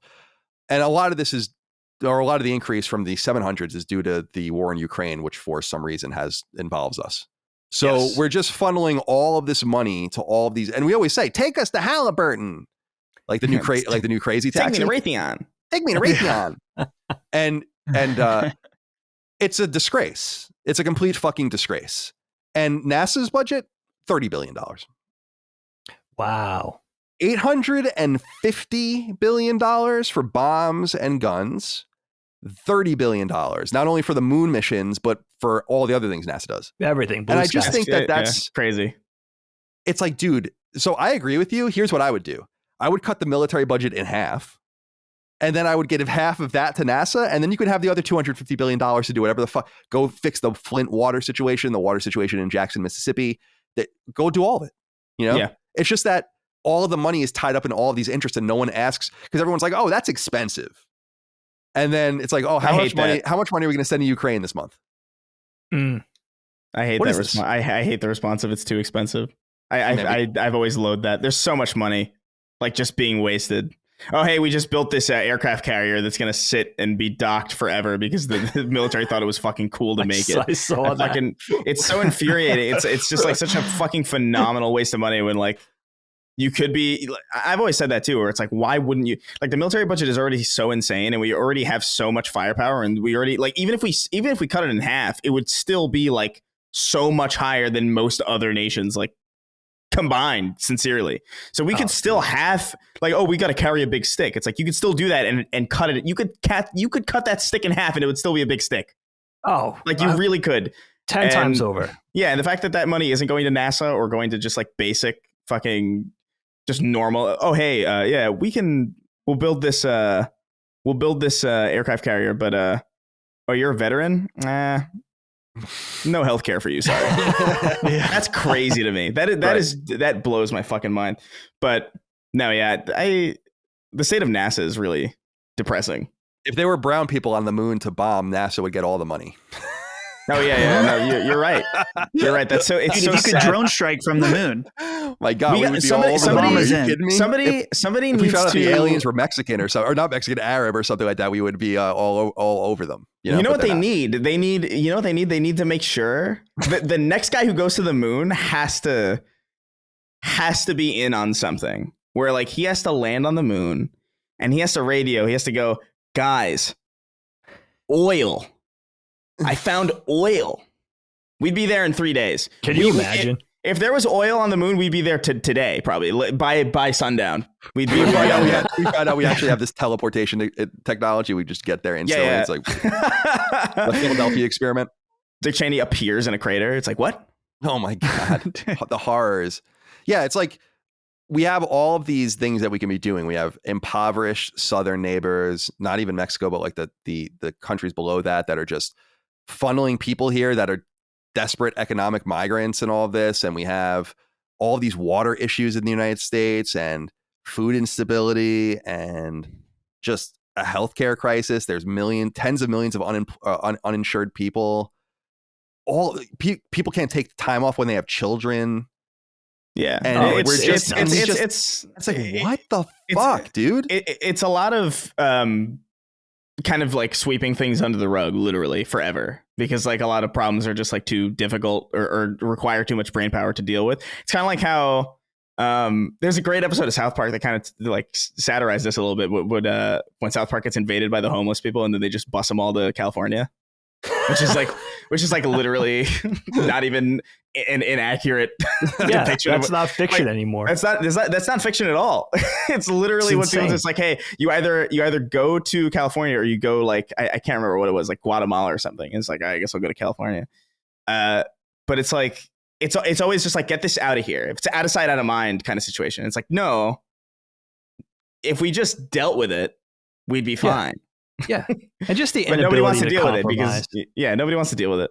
Nobody wants to deal. You guys got me talking thinking militarily too. I maintain like just with the US military alone, right?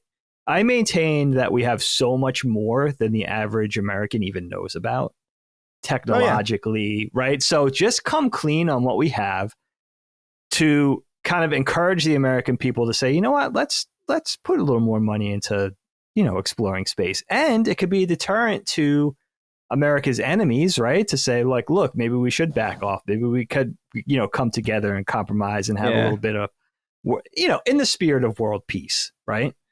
But yeah, it's especially when you compare the space budget to the military budget, and Colin just put the figures or any budget there, right? to the military budget. It's just a totally ridiculous amount of money to spend. We are the most militarized society in the history of humankind. Sure. We would win any conventional war if we really had to, if we had to do what was necessary to win those wars. I make fun of us all the time for tying in Korea and getting beaten in Vietnam and stuff. But the reality is if it was total war in Vietnam, we would have won that war in about a week. We don't fight wars like that because that's an inhumane way to fight. And you're not going to fight like that unless you're in an existential crisis. So if you're half-hearted about it, it makes you question why you're even involved in it at all, and why we don't take heed of those various warnings from history to not get back into those ruts of militarism, simply because I feel like, first of all, Dagan, you're absolutely right. I've said in the past, if war popped off, I think you would find out the United States was breaking many treaties as far as how many weapons we have in space, of which we're supposed to have 0, how many nuclear weapons we've spread all over the planet, of which we're not supposed to be proliferating them outside of our submarines and certain allies.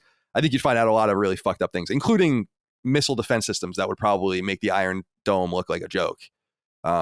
So that's one thing. But I also think that the United States should just have a military posture where we clearly and obviously have the best trained, and I'm not saying we do or don't, but in this hypothetical situation, our military is clearly so powerful that you would never want to fuck with it. And then we just never use it. Yeah. Right. And that's it. We get out of all of these entangling alliances, NATO. It's like, it's just so weird. Like these things that were created to fight another enemy that didn't exist basically anymore. And then it just propagates these old ways and these old wars and gets us sucked into all these conflicts instead of just doing good things around the world. And then you see these, I've often reflected, like, we probably should have sent Marines into Rwanda in the 90s, and we didn't do that because we were too busy doing shit in other parts of the world where like you're really needed. And then you use those assets and then you can't really get involved in places where you're supposed to be. So I just think we're all twisted and militarized and messed up. And I hate it. I hate it. It's not the way. The United States didn't have the world's most powerful military until around World War I and really after World War I. It wasn't like this constant thing that always existed. Like you said, Chris, oceans are what kept us safe and peaceful neighbors. So yeah, it's not like we are in Eastern Europe or anything like that. And but you know what, Dagan, you know what the other side of the coin is? What's funny is that I can imagine a situation. It would be like almost like a comedy, like a black comedy would be. We were invaded and you find out we are completely have nothing. Like it's totally, people have been siphoning off trillions of dollars for years. And it's just all smoke and mirrors. And we actually have no power at all. That would be actually a funny comedy. That would like be the invasion of the United States from like the eyes of like these guys that are learning and like this platoon that they have no power. It's like Weekend at Bernie's, but with the military. right. Exactly. It's just like look at our nuke, and it's a cardboard cutout. It blows over in the wind. I think, I don't know. I like how you brought up the idea of a half-hearted war, like because that's so accurate. But also just like imagine starting a war in a half-hearted way, like the way you would walk into a Target. Is how you initiate it. That's crazy. Totally. That's the way we've done it for years. It's embarrassing. It's I think that the America hatred is overblown in a lot of ways. And I don't think people really feel like that a lot in the West as much as people might act or say they do. But at the same time, can you blame anyone? I mean, if I grew up in Yemen getting American bombs dropped on me by the Saudi fucking military my entire life, I'd be like, well, yeah. And by the way, these two governments don't even like each other. So that's how sadistic it is. It's all because of oil. It's so weird. Well, this is why we kind of make the distinction when we can, like whenever we're talking about Tencent on sacred symbols, it's like, to be obvious. I mean, to reiterate an obvious point, we're talking about governments here. We're not talking about Yeah, there's I don't think anybody would have reasonable qualms against the Chinese people because they're just ancient people under ancient civilization. I mean, totally beholden to this horrible ideology, of which I think it's going to start to break soon. We'll see. I think people said that in the 80s too, and it didn't end up happening. But so anyway, that's Dustin. Is there anything I haven't heard from you in a while? Is there anything you wanted to add before we move on to Dagan's topic, the final topic? No, I think I'm good. All right, excellent. Dag, let's go on to you then and hear the final topic of our first show here. All right, so now I don't have a solution to this, but in a cathartic way, I want to share this with you guys. There's two things that have been haunting me lately. One is the earthquake bed, which I just found out about, and we'll save it for a future topic. Apparently, it's not a new thing. Wait, what are you saying? Have you heard of the earthquake bed? No.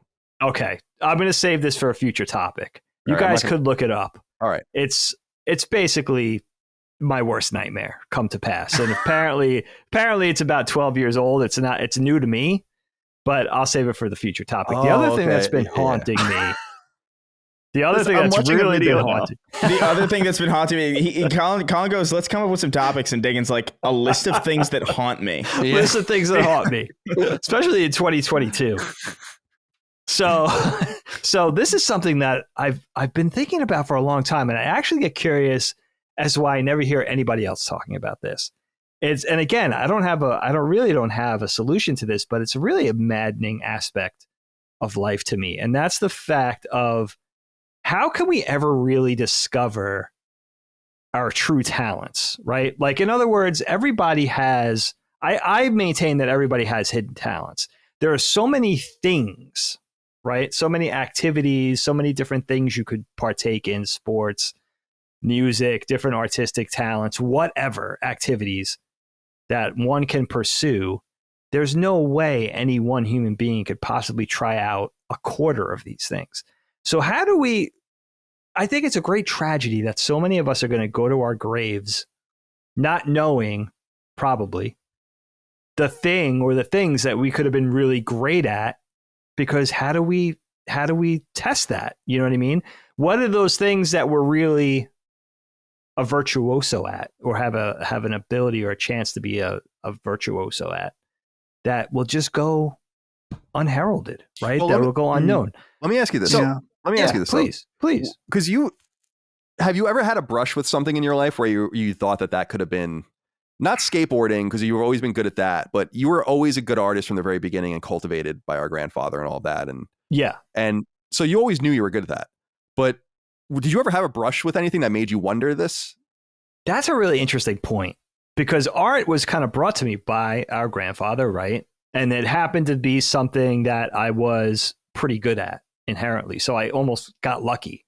But he could have introduced me to anything, and who knew, maybe he introduces me to crocheting and I suck at it, right? Even with skateboarding, it's a weird example, because that was the first time I found something that I really loved to do and I wanted to pursue it. But that was probably less talent and more just putting in the work of something like that clicked with me that I really wanted to get better at. So I put in the blood, sweat, and tears, But how many things, like, I never tried building sculptures out of food. I never tried knitting. I never tried shuffleboard. Like, how many things, right? I never really tried tennis. I never tried playing the trumpet, right? So, and I'll let me rewind for a second. Let me rewind, because you guys are all much younger than me. So, and again, I don't want to play up the old man angle too much, but again, it's going to come up a lot. 2022, I've been midlife crisising all over the place. Oh, yeah. Okay. And Colin knows this because we talk about it a lot on Knockback. It just happens to be like, I'm reaching my 50s soon. Like, it's just the way it's going. That's insanity. That's fucking nuts to me. It's crazy. It's so crazy. I thought I would have really kind of like fizzled out in a ball of fire by now in the blaze of glory, but I haven't. Still here. So, and a lot of it has to do with my career, because I work in entertainment, I work in animation. 2023 will be 25 years, and I love it. I love to draw, I love animation, I love animating, but the business side of it is harrowing. I mean, it's a tough business. Getting laid off, working short contracts, constantly looking for work, relying on word of mouth. Like, it's a grind. The career aspect could be a real grind. Very rewarding when you're doing it, but it never seems like you make your bones. It seems like it's just a never ending cycle of like chasing down leads and chasing down work. And it's, I've been doing this since my early 20s. So a lot of it has to do with, well, what else would I be good at? What else could I have done? And not in a regretful way, but more of like, oh, I wonder what else I would have been good at, or I would have clicked with. A lot of times I think I would have been a good doctor. Oh, my wife laughs at me because I hate blood, but I'm just thinking from a bedside manner capacity, which is not the way they would would call you in it. when something bad happened, and they'd be like, you got to just explain to this guy that he's going to die. Listen, that's your doctor. Right. That would be, because I don't have the intelligence for the other aspects of it. Let's be honest. But, I think about that stuff all the time. And then it just gets those wheels in motion of like, all right, what, it's kind of a human tragedy. Like, we could never, a lot of us are just going to go to our deathbeds not knowing what we would have been great at. And it's kind of a silly argument too, because just being good at something doesn't mean you're going to enjoy it or it's going to be gratifying or fulfilling in some way. Yeah. But I wondered if you guys had this, have you guys ever had this train of thought? And if you can think of something, you guys are all good at what you're good at. You all have your talents, but are there those things that you suspect or maybe something you want to pursue? Yeah. I feel like for me, there are people that are naturally gifted or good at things. And I've always felt very jealous of that because, and to your point, Dagan, maybe I've never found it, but I've never felt naturally good at anything in my entire life, which is fine because I found things that I enjoy and then I decide to pursue them. And it, you know, at that point you can put in the time to do it. Whether it, like for me, I figured out I liked editing by messing around with video game clips with Windows Movie Maker at a very young age. And that kind of set me on a certain direction. Literally same. And I started podcasting with with the joke that I made earlier. Some friends, I had heard podcasts and thought, oh, we can do this. Sure. And we did. And it, you know, it wasn't great. It wasn't horrible either, but it set me on a path of that, with the 10,000 hours, whatever, where you learn to do something and get good at it. And so for me, I don't know, maybe it's like a blessing and a curse in that I don't feel naturally good at anything, but I feel good about the things that I am good at because I put the time in. I guess there are some like less serious things where in high school, I had a teacher tell me that I had a particular gift for pottery, for like throwing pottery on a wheel. That's hard to do. He's like, you are naturally good at this.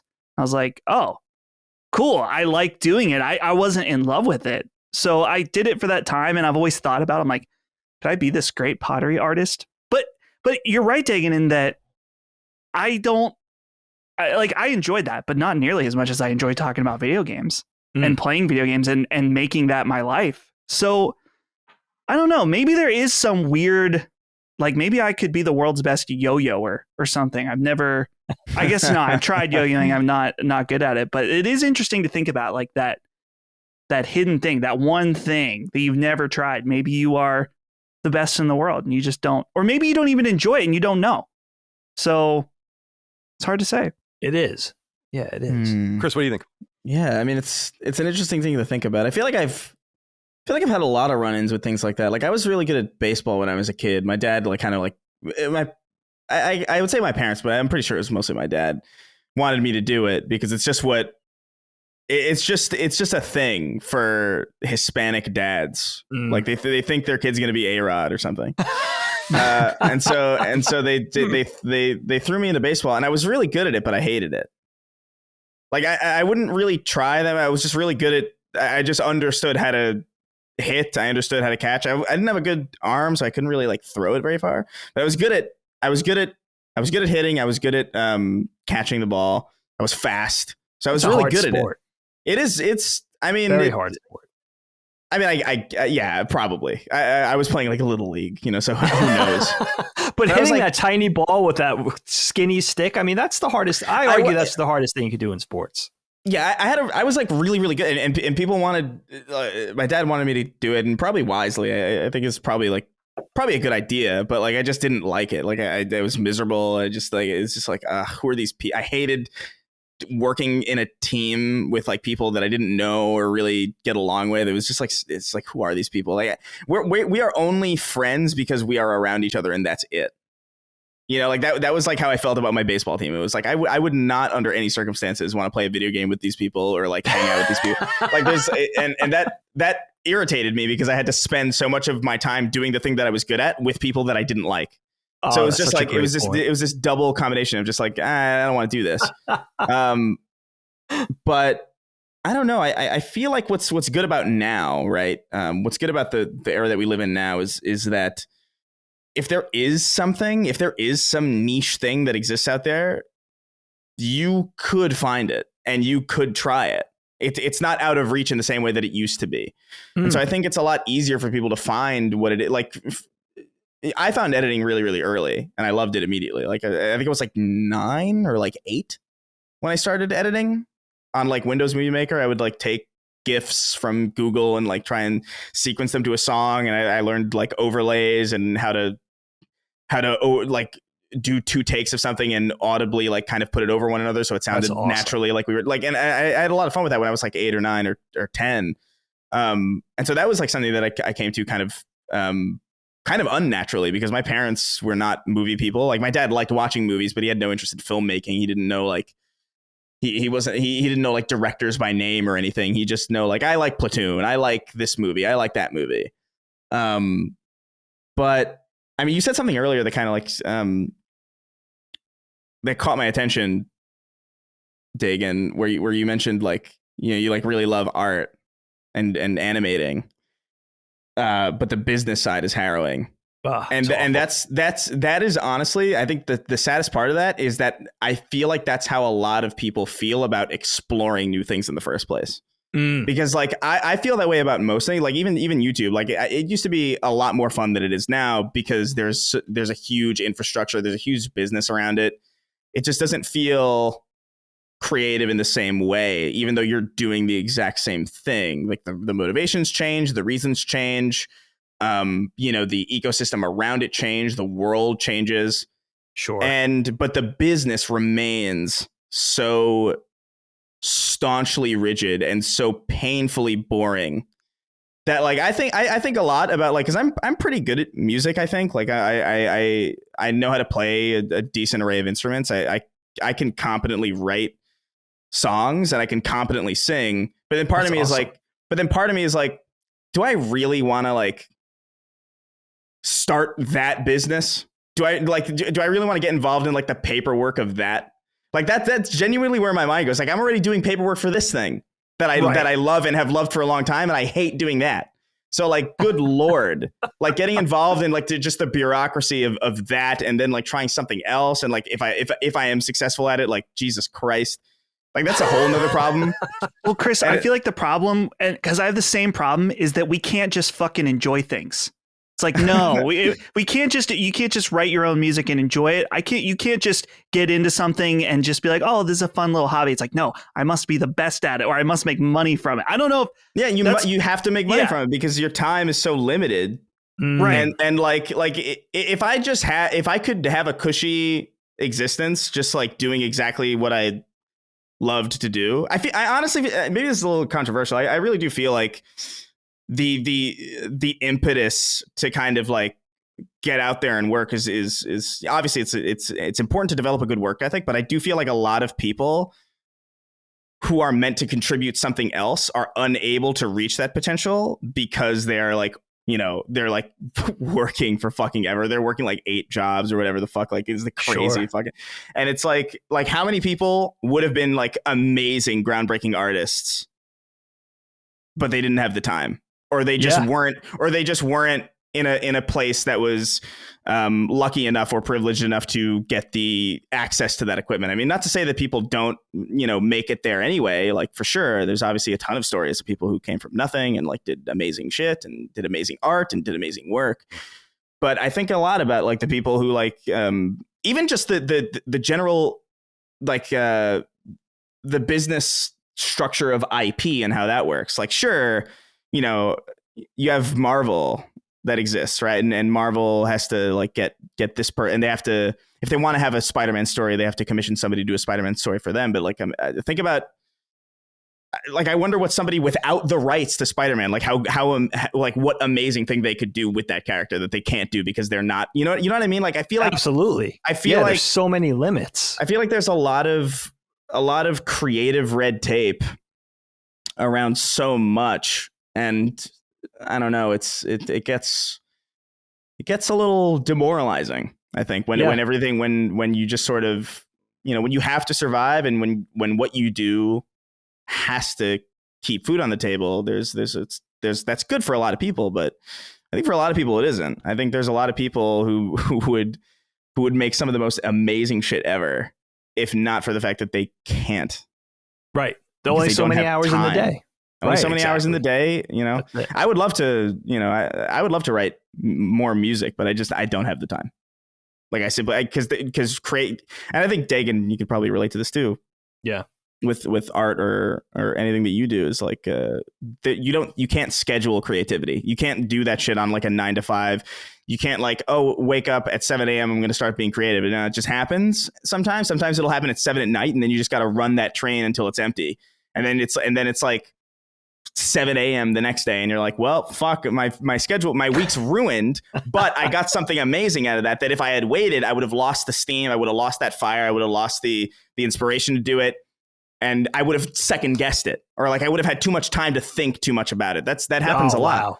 Where you know, you think of something and you're like, oh, but I should go to sleep now because that's the healthy thing to do. And then you wake up and then you look at what you did and you think like, that wasn't great. Toss it aside, wait for the next thing. When in reality, if you had just hammered that thing out and actually started working on it, that okay thing probably could have been pretty damn good. I don't know. You're preaching the gospel, man. You're making so much sense. Oh, it's the creative curse. You know, it really is. Yeah. There's a lot to it. There's a lot more. See, you guys, just talking to you guys about it, you know, presents a lot more aspects than I even thought of, you know? I was, sorry, I'm taking notes here. I was thinking too of the idea of, well, first of all, I want to touch on the thing, Dustin, you had brought up of forcing yourself to kind of, how can you monetize this or how can you make content out of it? That is a curse that I think just comes from the nature of the way our brains work in this field. But I've really tried to force myself to just enjoy things. You might see, Dustin, especially as the producer of this content, that people often ask me, could we get you on a sports podcast? Could you do some sports coverage? Or can I play chess with you on chess.com or whatever? And I'm like, no, sorry. Like, you're not going to know my name on chess.com. I want to just enjoy it for myself. I'm not going to talk about the Jets on shows. I just want to enjoy football. I mean, it's hard enough to enjoy the Jets anyway. And then I have to talk about it. That's for you. And so, yeah, like I try to retain things for me. And it's the same thing. G.I. Joe, I think, is the thing that's actually getting closest to the boundary where I have these really great ideas for G.I. Joe content that I would do, not with us, but just another brand that I would do, just something on the side for fun. But it goes to the point Chris was making, which is that I can't even begin to fathom that. Because one of the things I think I'm naturally good at is being an entrepreneur. I just think that that's something that, you know, I've owned several businesses and have grown these things and held executive positions in them and all of that. And I never thought I'd find myself in that world. I think I just take to it naturally. And my downfall in this space is always looking for the next thing that I think is big and knowing that there is money to mine in places and simply not having the ability to do it because I just don't have the time or the energy. Like I don't have that fucking grind set energy anymore. I just don't. I'm 38. I worked so hard to get even anywhere near this position. I want to try to just chill for a minute. So a good example of that is I was going to start a publishing arm this year, like straight up going to start a book publisher. I know you were. As we've discussed on the show. Yeah. And it was going to be strategy guys and all this. I was talking to all sorts of different vendors and people and trying to figure out the money and all that. And eventually I was just like, I was actually like having a nervous breakdown at some point. I was like, I can't, not literally, but I can't do this. Like, there's just no way I can do this and still play video games and still do sacred symbols and being proficient at all of that. And obviously Knockback and now this show and just the general business of it. So I wanted to shout that out too. And the one thing I wanted to ask you guys about is the difference between, and if you see a difference between things you would have been good at and things you would have loved. Because I think that, and sometimes those things merge. Yeah. I was a very natural hockey player. I don't know how much I would have gotten past the college level if I tried, but I was good and was a natural skater and I loved playing the game. But that was a merging of being good and loving it, where I don't think I was exceptionally good at it. I don't think I loved it more than anyone that played the game. But then there are things that I think merge there too with me, like with chess, where that's just a lifelong passion of mine that I brought with me all of these many years. And Dag, you probably didn't hear it, but I told the story on Sacred Symbols about how I talked about Graydon and how I just destroyed him in chess when he was like 8 years old and how fucking funny I think that story is. So shout out to him, of course, as well. But I just wanted to differentiate those two things because I think that there are things you could have been gravitated towards that you wouldn't have been good at, or that would have been something that would have been a passion and vice versa. And it kind of is a little bit of a scary thing to think about, all the butterfly effects that didn't take place and all the things you missed. Absolutely. Yeah. And then how you kind of fall into maybe a rut in quotes of the things you are good at.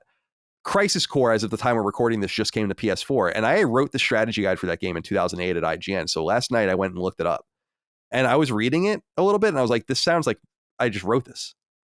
This literally just sounds exactly like, even my use of the double dash, which I love, and all of the rest, like the telltale things, it's all in there. And at some point you wonder if you're just getting caught into these cycles. I am well past the 10,000 hour mastery mark in just two things, writing and podcasting, no doubt. But those are not really, one is pretty important if you use it, if you wield it, the pen is mightier, of course, but one is totally trivial. So it's not even like I'm a good welder or something. You know?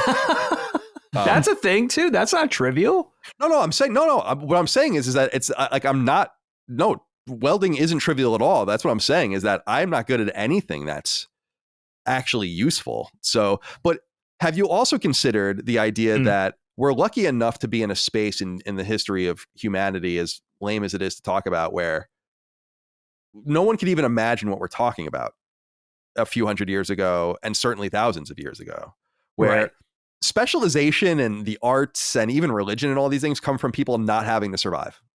That's it. So we're kind of in a lucky space where it's like, well, I'm a gaming podcaster, but I would have loved to have been a fine artist. It's like, shut up. Yeah. Well, you make this into an art. I mean, you present a lot of interesting points, Kyle, because like you said, there's varying levels of quote unquote good. And then also, how does being good at something stack up to that enjoyment, the fulfillment, the passion, the love of a thing? I would argue that being adept at something, being especially adept at something, does play into the enjoyment because it's encouraging when you're good at something. I can think about skateboarding. I found in 8th grade, after spending an adolescence struggling with every sport and not making things, and then playing football third string and being shitty at baseball and all the other things I enjoyed, part of skateboarding, part of the allure early on was like I got recognized for being good in my school or whatever. You know, there were plenty of older kids that were better than me, but it was the first thing I discovered, I guess, besides drawing, where it was like, oh, I think I might have a little bit of a knack for this. And then again, I had to work at it, but I wanted to because that initial encouragement, you know. But I'll also say this. You guys gave me a great idea because a lot of this for me comes out of sheer frustration with my career because I end up getting laid off, or my contract ends, or the season doesn't get picked up, or the show gets canceled, whatever it is, over the last 2.5 decades.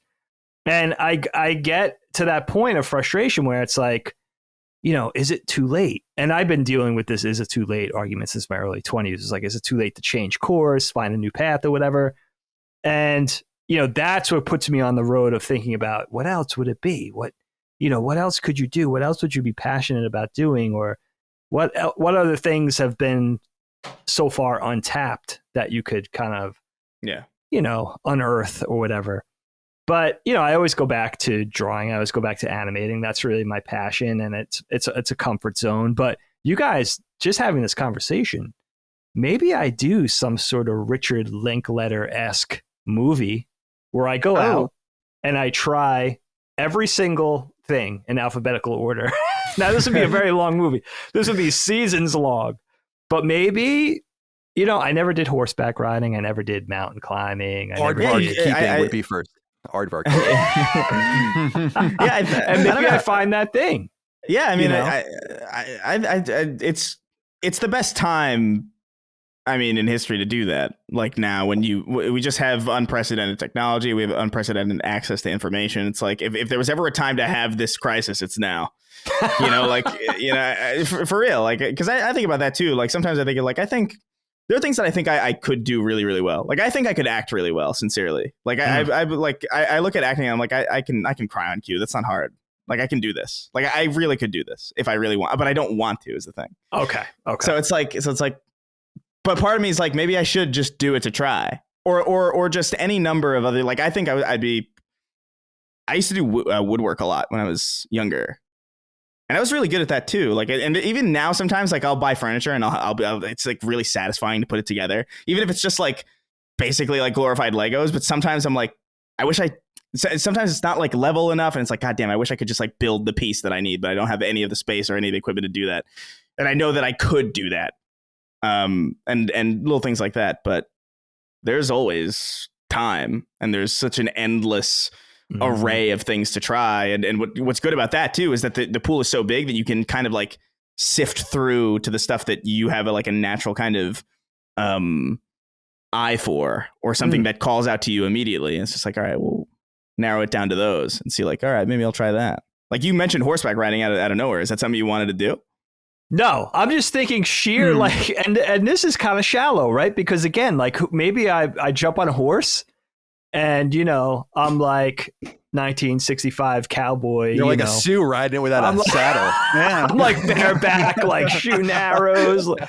But maybe I hate it, But there's something magical, and I don't know, this could be my complete childlike ignorance, but there's just a magical idea. It's almost humorous, where it's like, if you find that thing, as soon as I hop on that horse, or as soon as I climb that mountain or milk that cow, like whatever it is, right? Like, is it automatically going to be apparent that I'm a genius at this thing? I believe that you'd be good at milking cows. I think I'd be good at that. Yeah, I think you got that motion down. Yeah. I'd be a great dictator. Oh yeah. There you go. Benevolent or malevolent dictator? Benevolent, of course. Yeah. Okay. That's the first sign. That's the first sign. Is like you have to believe that you're benevolent. I've been listening to this I can't remember the guy's name actually. I've been listening to a few of these podcasts with this guy who he's an academic, but he basically makes the argument for why the United States needs a monarchy or like some sort of dictator, basically. Interesting. And it's I wish I could remember the guy's name. That's wild. And it's like his basic premise is that nothing can get done unless you empower some ruling person to just make decisions. Like he's like, things are just not, and it's I don't agree with it, but he's like a fellow at some think tank. I'll find his name if people are interested. But one thing I wanted to touch on. Oh, Dustin, do you have something to say? It looks like you might have something to say. Yeah, I do. But I just because Dagan was talking about, leaving, being discontented and leaving, finding that thing. And I was like, I think I actually have the exact opposite problem as Dagan right now, in that I live in constant fear of having to do something else, like doing a real job. Yeah, me too. Because to be honest, I've never really had a real job. Before this, I was a video editor. And like the hardest thing I had to do was film other people working hard at like a steel mill. Like, it was for the most part desk job, go out on shoots or whatever. And so for me, it's almost like, oh man, I got to do whatever I can to make sure I never have to go out and find something else I'm good at, because I finally found something that I was lucky enough to even get a job in. I mean, I had the skills to back it up. I'm not saying that I'm worthless or anything like that, but it was lucky that I was able to land a job doing this kind of stuff. So I don't know. It's interesting.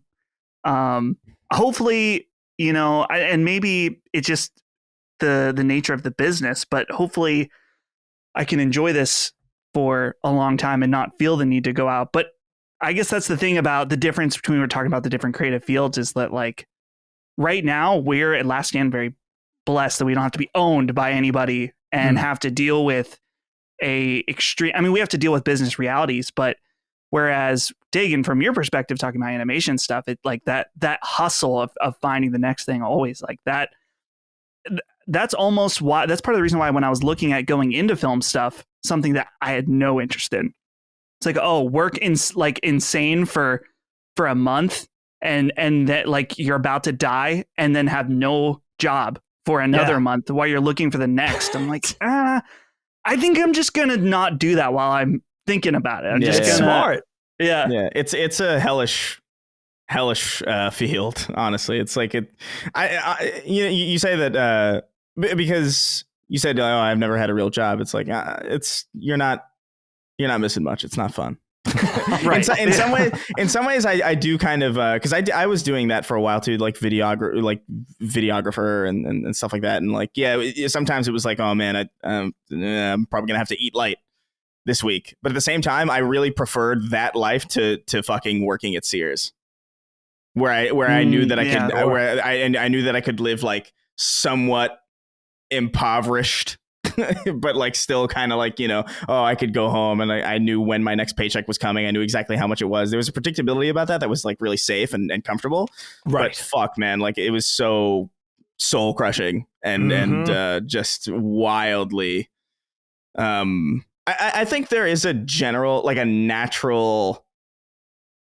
think there's a natural incentive for people almost to put themselves on a back foot. Because I think there's something that happens. I think that's probably like evolutionarily speaking too. I think it's just like how our ancestors existed for so long, where it's like we got to get food. Like we got to get food.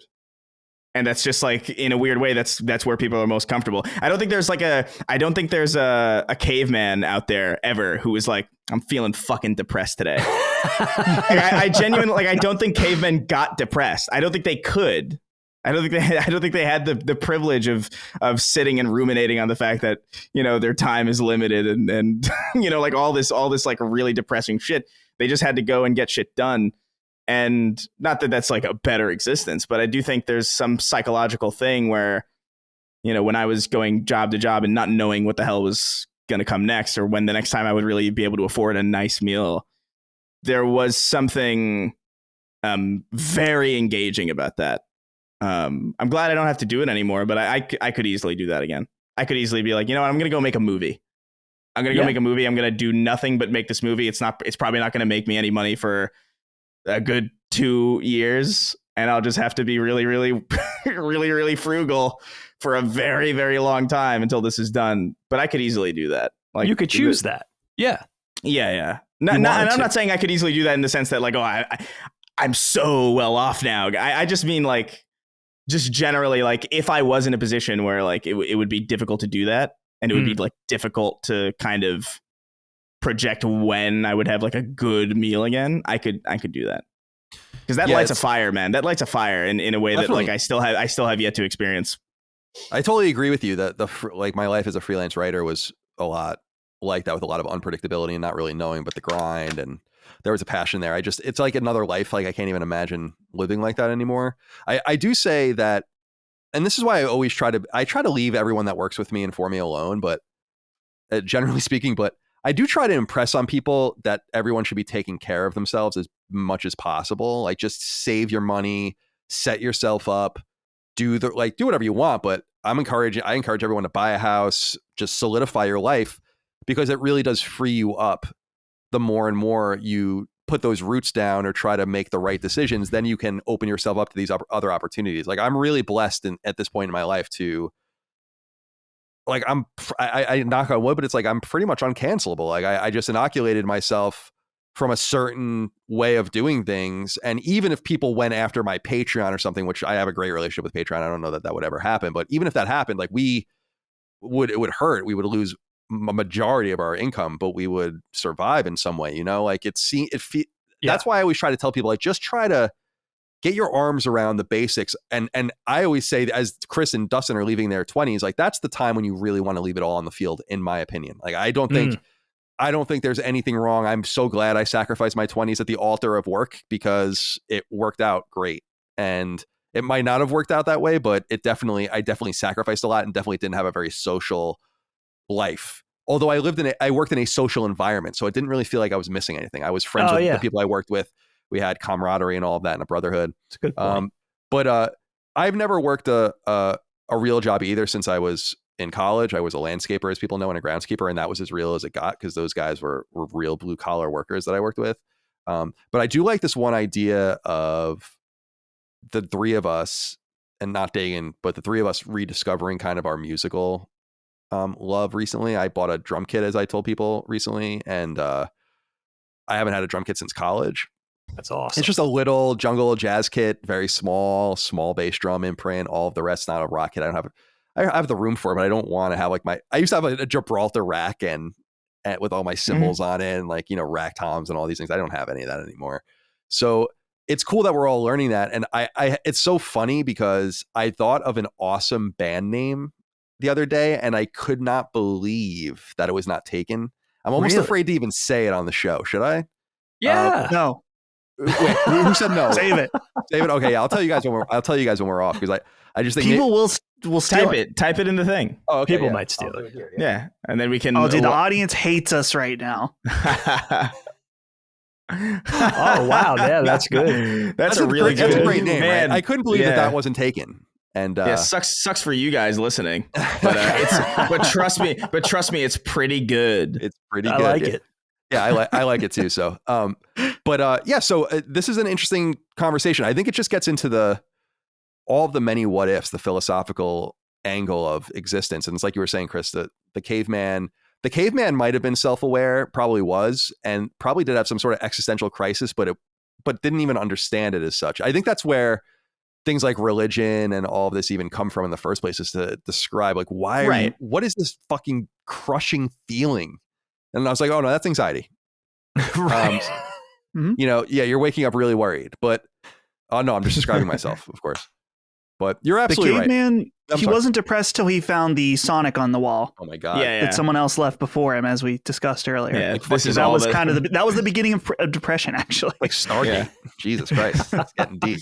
That's why they buried it. That's why no one refuses to dig into it. It's because it's the birthplace of depression. Right. And we don't know what else, what other ailments lie beneath the sands of fucking Sumeria, or wherever the fuck that chamber is.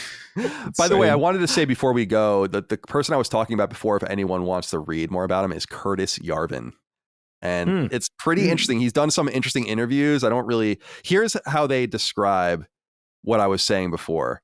And this is on Wikipedia. In Yarvin's view, democratic governments are inefficient and wasteful and should be replaced with sovereign joint stock corporations whose shareholders elect an executive with total power, but who must serve at their pleasure.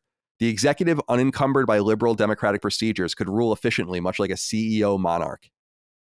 So that's like basically his whole position. It's interesting just because he earnestly argues it and actually frames it and sets it up as like, this is how it would work. And I'm like, wow, this is I didn't know that there was like anyone in more of the mainstream academia that was openly anti-democratic. So it's just, that's the beauty of living in America, is you can listen to that shit, you know? Yeah. And I'm sorry, Chris, you were going to say something? No, I was just being, because it reminds me of like in the middle of COVID when China built that hospital in 3 days. Right. And it's like, yeah, you could probably get a lot done when you don't have to worry about basic human rights. When your family's being held hostage. And by the way, what's interesting is that they continue here. Where is it? Yarvin admires Chinese leader Deng Xiaoping for his pragmatic and more market-oriented authoritarianism, and the city-state of Singapore as an example of a successful authoritarian regime. I bring up Deng Xiaoping because he was the premier of China in the 70s and into the 80s, but he was recently disappeared. I don't know if did you guys see that video? Did you guys see that like video took him out? Yeah, there was a video of the Communist Party meeting in China, and like guards come in and take this guy away, and no one's ever like that. Like, what did he do? See the video of it. I think they're just purging him. You know? Oh shit! Wait, what's the video? What's it called? It's if you just look up Deng Xiaoping and being, something will come out for him. I'll put it up in here for you. And it's crazy. And so I just thought that was funny. Like the guy he admires is the dude that was just disappeared from even the Chinese authorities. Like he wasn't extreme enough even for those. Oh my God. That's terrifying. But I'll find a link for you when we're done, Chris, so you can. Yeah, I'm fucking really curious about that. Yeah, because the video is crazy. You've seen it, Dustin? Oh. Yeah, I have seen that. Yeah. I remember when it happened. I was like, whoa. Yeah. Like you don't see like shit like that. Nothing is coming up. I'll find it. I might have the wrong guy's name, but I think it's him. That's heavy. So, all right. Well, that was the first episode of Constellation. What did we think about that, Dagan? How'd it go? I feel great. You guys inspired me. I'm going to do this movie. That's crazy. Yeah. Chris, how do you feel about the first episode? I like it. I think I like anything that's a little bit free form like this. Me too. I think some of the best podcasts have some sort of improvisational element. I think we do a lot of that in the beginning of Sacred. That's why it's weird to me when people are like, the video game stuff is in is an hour in or whatever. It's like, yeah, it's because we're doing good work. We're stretching our legs. Exactly. And we're number one. It's like the psychopaths that listen to the podcast at like 2 times speed. It's like that's crazy. Oh shit. Crazy. That exists? Yes. Mm-hmm. Whoa. Dustin, how do you feel? I feel good. I am sad because I'm sure that Chris and I won't be on this for a long time, few months, guessing, because there will be different permutations. That's so right. I wasn't thinking about that. I don't know if I like that. Well, by then we'll have a lot to mine. You know, what we'll do. It'll be like that. Like in China, we'll just escort some people out of the company. Just take them away now. And Chris and I will be permanent co-hosts. Wouldn't that be amazing if we had the budget for that? We like at the end of every episode, we have like 6 people in each of our rooms dragging us off camera, and that's how we end. Now, The one thing I'm excited about also I want to point out is just seeing the comments talking about how fucking wrong Colin and Chris are about this hot water business. Oh. I'm still hung up on this. Hot water equals dry skin. Steam? The fuck are you talking about, Chris? Steam? What do you mean? Giving you moisturizing your skin? I can't believe this. What do you mean? This was your argument from earlier. You're like, you want dry skin because the moisture in the air from the steam? It is damp as hell in a hot shower, my guy. Because you're damp isn't going to project how your skin is for the rest of the day. Here's the thing. I have never, sincerely, I moisturize because it's literally just like ingrained in me. Never once have I like walked out of a hot shower and been like, man, my skin's real dry. Or never in general have I had like really dry skin at all. Like maybe when I was living in Arizona for a couple of weeks and I was like, oh my God, how do people live in this arid fucking... It's arid. It is a... I think I joked about it to one of my cousins who lived there. It was like, they call it Arizona because it's an arid zone. Is that why they did? Is that what it's called? Arizona.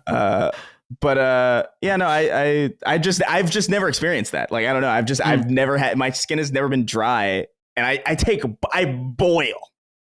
I don't think you understand. Like, you really need to envision like a witch's cauldron with like the fire. Me so uncomfortable.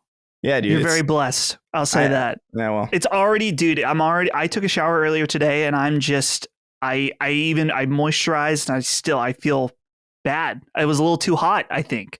You got to let yourself cool off first, or you start to sweat if you get out of the shower and moisturize too quickly.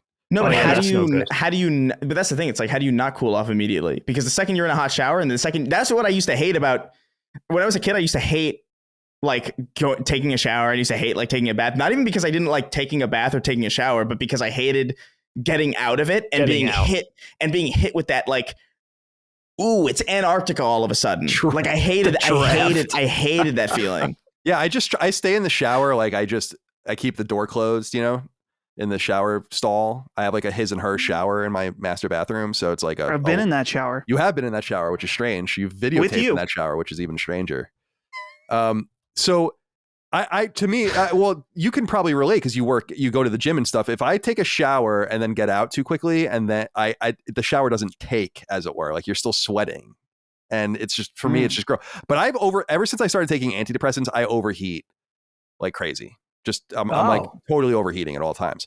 And I used to be, I wasn't much of a sweater until I started taking my antidepressants, but I'll take them. That's totally fine nonetheless. By the way, I sent you the link in here. I have the name wrong. It's Hu Jintao, who was, I guess, in charge after that other dude. Oh, I see. You can read the story here if you want.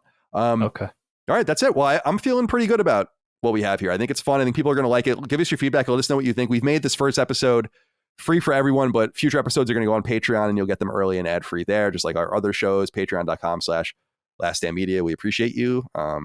That's it. Let's get the hell out of here, guys. Until next time. We'll, I don't know how to close this one out. We'll see you later. See ya. Go away. Constellation is a product of Last Stand Media and Colin's Last Stand LLC and is proudly recorded in the USA. The show was conceived by and is directed and hosted by me, Colin Moriarty. My co-host is my brother, Dagan Moriarty. The show is produced by Last Stand's executive producer, Dustin Furman, and is edited by associate producer, Ben Smith. All Last Stand theme music is by Ramon Narvaez, and all of our graphics and logos are by Dagan Moriarty. As you know, all of Last Stand Media's podcasts, including Constellation, are fan-funded on Patreon at patreon.com/laststandmedia. The following names are at the producer level on Patreon, our highest support tier, and we're infinitely grateful for your thoughtful and kind contributions to our independent endeavor.